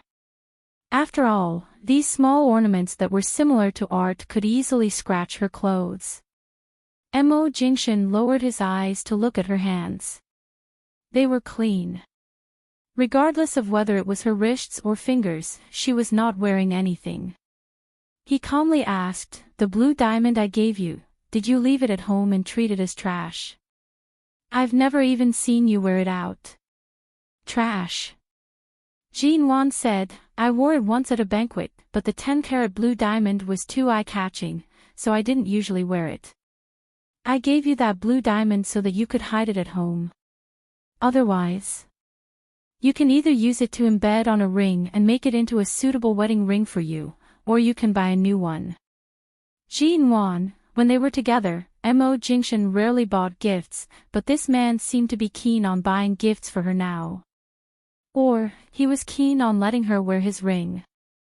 The breakfast shop downstairs of the company was also very close. After a simple breakfast, Jin-won hurried back to the company because the meeting was about to start at 8 o'clock. Mo Jingshan looked at the empty bowl opposite him and stood there, not in a hurry to leave. The waiter of the breakfast shop came to take away Jin-won's bowl and chopsticks. At this moment, Mo Jingshan's cell phone on the table suddenly vibrated. He glanced at the caller ID and picked up the phone. "President Mo, something happened." His eyebrows didn't move as he calmly said, "I already know." The afternoon flight back to America. If there's anything, go find Nanhing first. After that, it was unknown what was said on the phone. Mo Jingshan was silent for a moment before asking, "Have you found the person?" "I found him. It's Akip's younger brother. He's been planning for 3 years to avenge his brother." The remaining members of the Cambodian gang were not in Los Angeles or China, so they couldn't be completely wiped out. The remaining members are all together now. In the past 3 years, they've made connections in America and bought people from various places. To be able to make connections in America, it can be seen that Akip's younger brother is more capable than his elder brother. Yes, now the underground people in America dare not provoke them directly. By the way, CEO, there's another thing, speak. A few days ago, we found Shi Nianj in Washington, who has been missing for a year. Shall we inform Dr. Qin? Mo Jingshan said mildly, the people he sent have already found them.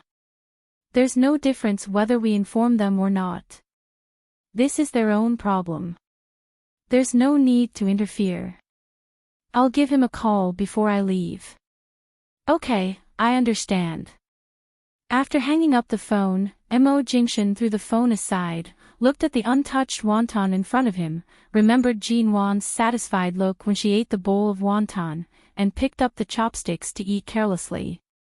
It had been 2 days since Mo Jingshan returned to America.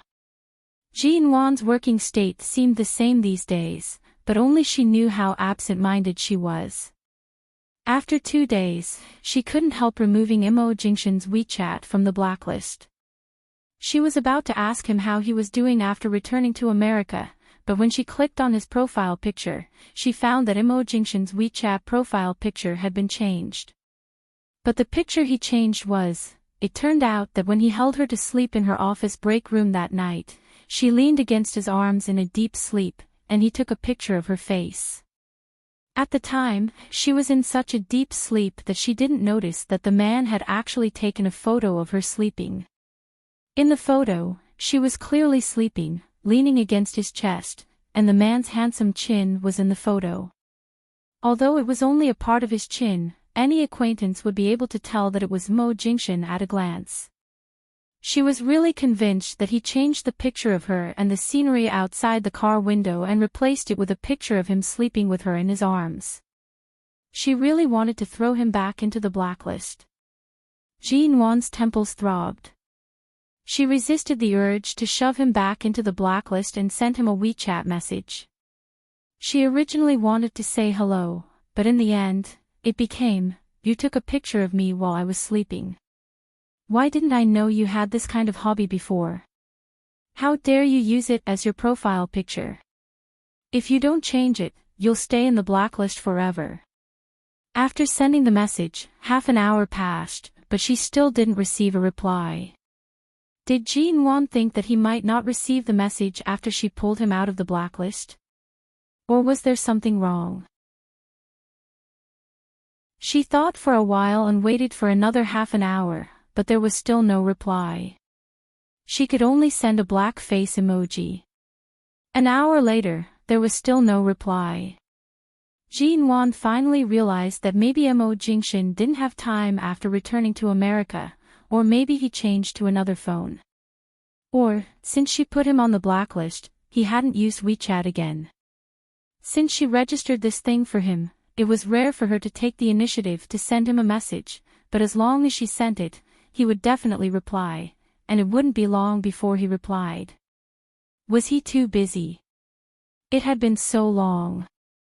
Jean Wan couldn't take back the 2 messages even if she wanted to. She could only stare at Mo Jingshan's profile picture, looking at the way she leaned in his arms while sleeping. She couldn't be more disgusted with herself, but no matter how she stared at it, the profile picture was still there. She was very clear about what she looked like during the day. But she never knew that when she lay in the same bed with Mo Jingshan, or even fell asleep next to him, she would look like this. Warmth, sweetness, and even dependence that she seemed to have long been accustomed to in her sleep. Dependence without any grudges.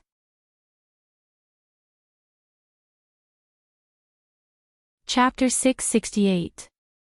2 days later, Jin Wan sent the message. Mo Jingshan still did not give her any reply. He did not even give her a call. Jin Wan went to a nearby province for a business trip and was about to return to the company when she suddenly received a call from Xiao Lui. An hour later, Jin Wan stood outside the French restaurant near the company, looking at Xiao Zhenjuan, who was sitting by the window of the restaurant, and glancing at Xiao Lui, who was standing by the car in the parking lot with one hand in his trouser pocket. She walked to the parking lot. Seeing her, Xiao Lui raised his eyebrows at her.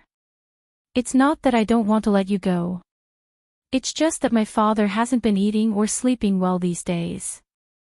He wants to see you but is afraid that you won't see him, so he asked me to find a way to ask you out. He wants to talk to you." "When did you know I was your sister?" Jin Wan didn't say anything, but after all, Xiao Lui was good to her. She couldn't be hostile to him, so she asked him directly. Xiao Lui raised his eyebrows, put one hand in his trouser pocket and chuckled.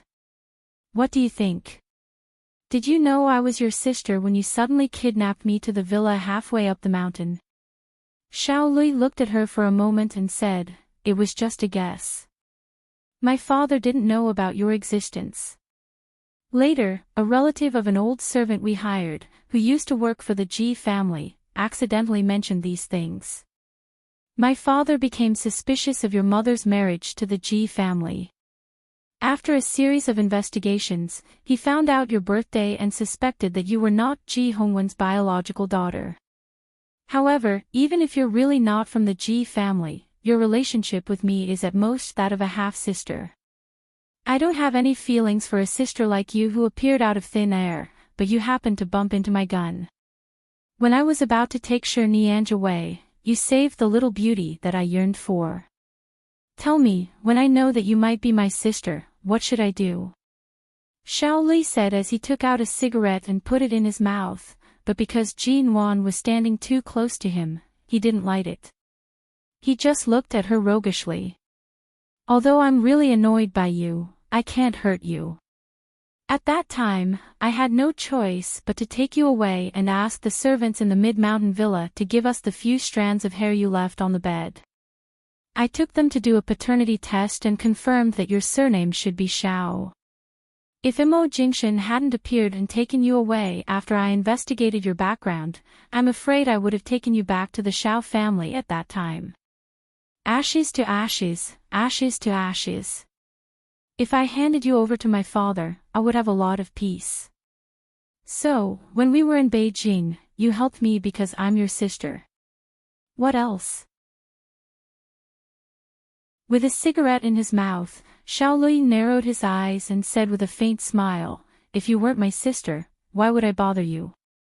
I've never been interested in women. If you weren't my sister, I wouldn't care if you were Jin Wan or Jilang. Even if you were swallowed by Rongqing, I wouldn't say a word. Jin Wan.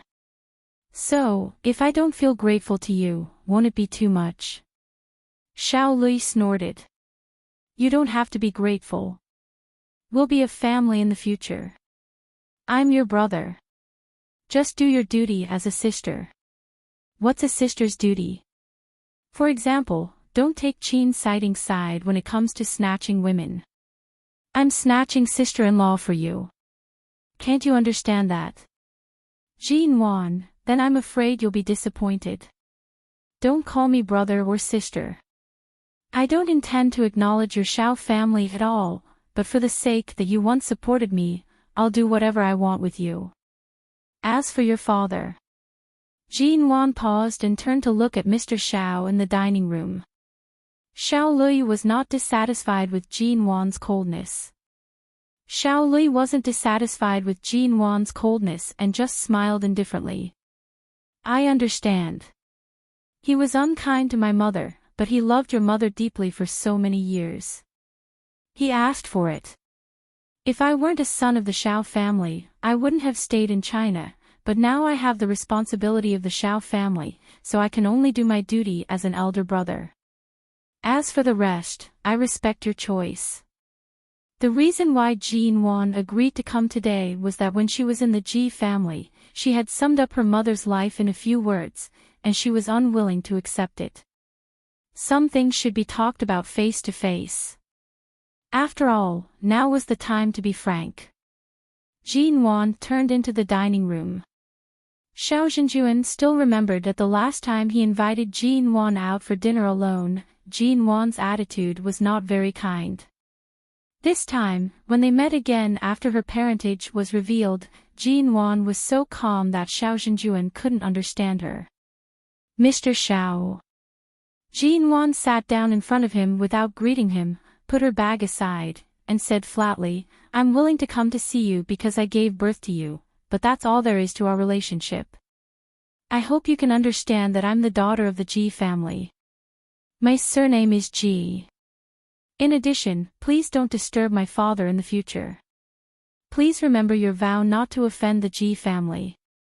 Seeing Jean Wan straighten out her role and attitude as soon as she sat down, Xiao Zhenjuan didn't speak for a while, and Jean Wan didn't need to say more. "I know you blame me, and I also know that your mother died because of severe depression, but just like Ji Hongwen said, if she didn't have this feeling for me, she wouldn't have struggled for so many years, and in the end, her body wouldn't have been ruined." Xiao Zhenjuan sighed softly. "Your mother was as beautiful and outstanding as you are when she was young. She went to the United States to study on her own with a student loan and a scholarship. Coincidentally, it was the same American business school that Ji Hongwen and I studied in. Your mother and I met each other and fell in love with each other. It was a very romantic process, and we went through a lot of hardships, which made your mother and I even more loyal to you. However, decades ago, my father and grandfather were in charge of the Xiao family. They used all kinds of means to force me back to China. In order to ensure your mother's safety and that she could finish her studies in the United States safely, I had no choice but to marry another woman arranged by my family." Chapter 669.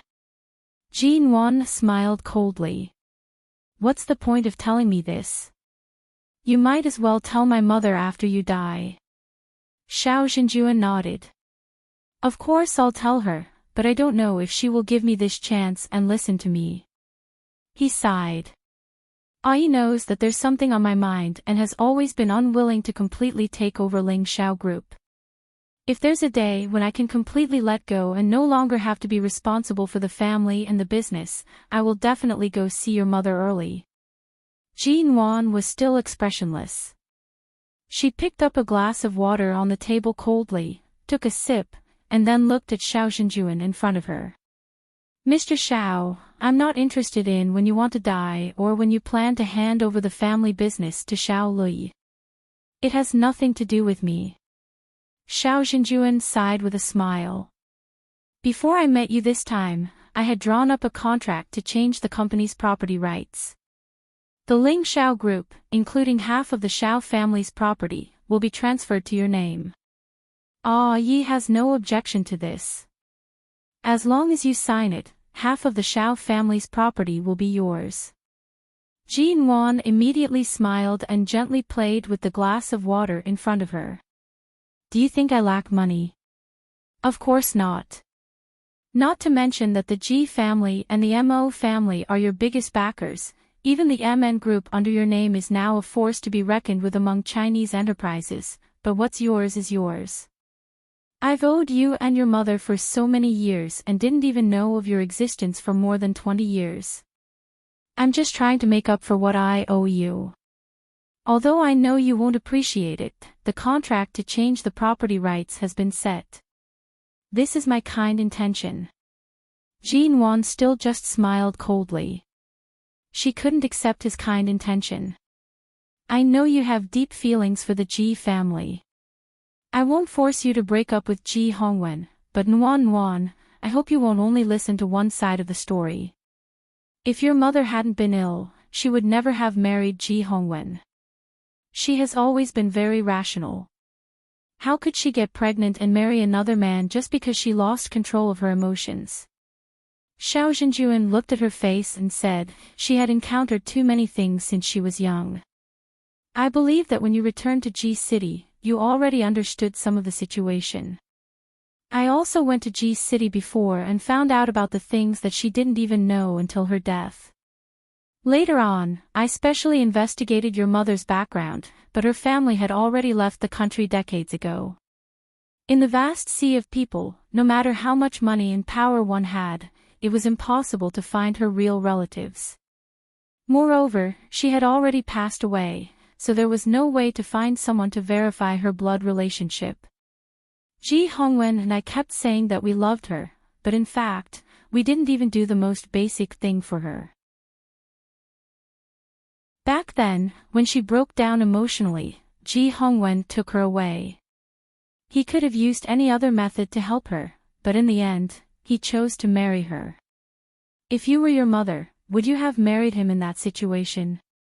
Jin Wan's hand remained on the cup and did not move. She only raised her eyes to look at Xiao Zhenjuan. Back then, even I was deceived by Ji Hongwen. I thought that your mother was using this method to sever all ties with me. But recently, I found out that back then, your mother suffered from a very serious depression and even developed into intermittent hysteria. It was normal when she didn't have an attack, but when it did, she became unconscious. I think that back then, when she married Ji Hongwen, it was during the period when she had an attack. She mistook Ji Hongwen for me. She did hate me, but it was undeniable that she loved me. So if she had been sober, she would never have married into the Ji family. Jin Wan did have some impression of what Xiao Zhenjuan said. But the impression was not too deep. She only remembered that her mother was very gentle and never hit or scolded them. However, she would often hold her and sit by the Ji family's window in a daze, looking in a direction that she did not know. There were several times when she smashed things in the room, but Ji Hongwen refused to let her and Ji Mengran in. He only said that her mother was sick and not feeling well. Then, he took her abroad to recuperate and only returned 2 months later. In Jin Wan's memory, this happened at least twice. When depression developed to the stage of hysteria, it was a sign of neurasthenia and mental disorder. Ji Hongwen didn't want you to acknowledge me. Although you and your mother are indebted to him, he is also sanctimonious and doesn't want to admit his selfishness. If he hadn't taken your mother away and completely severed all ties with me, if he had been willing to give your mother a chance to explain herself to me, everything would not have developed to this point. Xiao Zhenjuan's expression was very serious. Back then, we were both at fault. I can't absolve myself from the blame for your mother's depression. However, Ji Hongwen used his so-called tolerance and love to keep your mother by his side for the next few years. It was also unfair to her. Back then, when we were studying in America, Ji Hongwen pursued your mother bitterly but failed. In the end, he had no choice but to give up. But in the end, my marriage and the love and hatred that developed between me and your mother allowed him to take advantage of this loophole. Nuan, I'm telling you all this today, not to force you to do anything to Ji Hongwen, nor to force you to return to the Xiao family. But since you already know the truth, I should explain everything clearly to you. I can't let you be biased. As your real father, I don't want to be a rapist and victim to be despised by you. Back then, when Qing Lin gave birth to you and left me with a memory, I'm also very gratified. I want to transfer half of the Xiao family's assets to your name because I don't want to mistreat you, not because of my responsibility as a father. I don't want a single cent of the Xiao family's assets. You should take it back. After hearing this, Jin Wan remained expressionless. Her eyes were calm. Xiao Zhenjuan looked at her. You still can't understand us, can you? At your age, perhaps you don't understand what fate is, but right now, I deeply understand it. The relationship between me, your mother, and Ji Hongwen is fate. There's nothing wrong with fate. What's wrong is my selfishness and my refusal to take that step forward. Back then, when I heard that your mother married into the G family, if I hadn't refused to see her because of my pride and temper, things wouldn't have turned out this way. Things like fate should be cherished when it's time to cherish it. If you don't take that step forward, when you truly regret it, it will be too late. Chapter 670. After leaving the restaurant, Jean Wan drove away alone. Instead of going back to the company, she parked the car on the deserted side of the road and got out of the car when she passed the seaside on Bin Hai Road. Facing the boundless sea, he took off his shoes and walked back and forth on the soft sand barefoot. He looked at the footprints he had left all the way. He walked back and forth like this for a long time. When he looked back, he found that the footprints he had walked on before had been smoothed out by the waves, leaving no trace. She walked back and forth on the beach alone for a long time. When the evening was over and the sky was getting dark, she sat down on the beach and took out her cell phone to take a look. Mo Jingshan didn't reply. Although she had found the answer to the question of her own birth, everything was as she had expected. No matter what kind of hatred the older generation had, she did not have the right to hate on behalf of her mother. Her only right was to accept it or not. The reason why she went to see Mr. Xiao today was that she didn't hate him. She just didn't accept what the Xiao family gave her now. But there was an unspeakable feeling in her heart that she couldn't release, and she didn't know how to get rid of it. After driving here, she wanted to be alone for a while, only to find that the car that had been quietly following her a while ago was parked on the road near Bin Hai Road. Although it was quiet and the place where the car was parked was very hidden, Jean Wan had already found it. Wherever she went, the car followed. When she stopped, the car also stopped, always following her at a distance. After observing for a few days, Jean Wan was sure that the person in the car didn't mean to do anything to her. She guessed that this might be the bodyguard Mo Jingshan had arranged for her. He wouldn't affect her work and life, but he would be there when she needed him. Just like Mo Jingshan, he was the same now. He didn't interfere in her affairs, didn't break her wings that she had grown with difficulty, and didn't affect her work and life, but he would always be there when she needed him. But after returning to the United States, he hadn't contacted her for several days and didn't even reply to her messages. Jean Wan was now sitting on the beach staring at her cell phone, lost in thought. She didn't know whether it was because of what Mr. Xiao said today or because of the man who hadn't replied to her.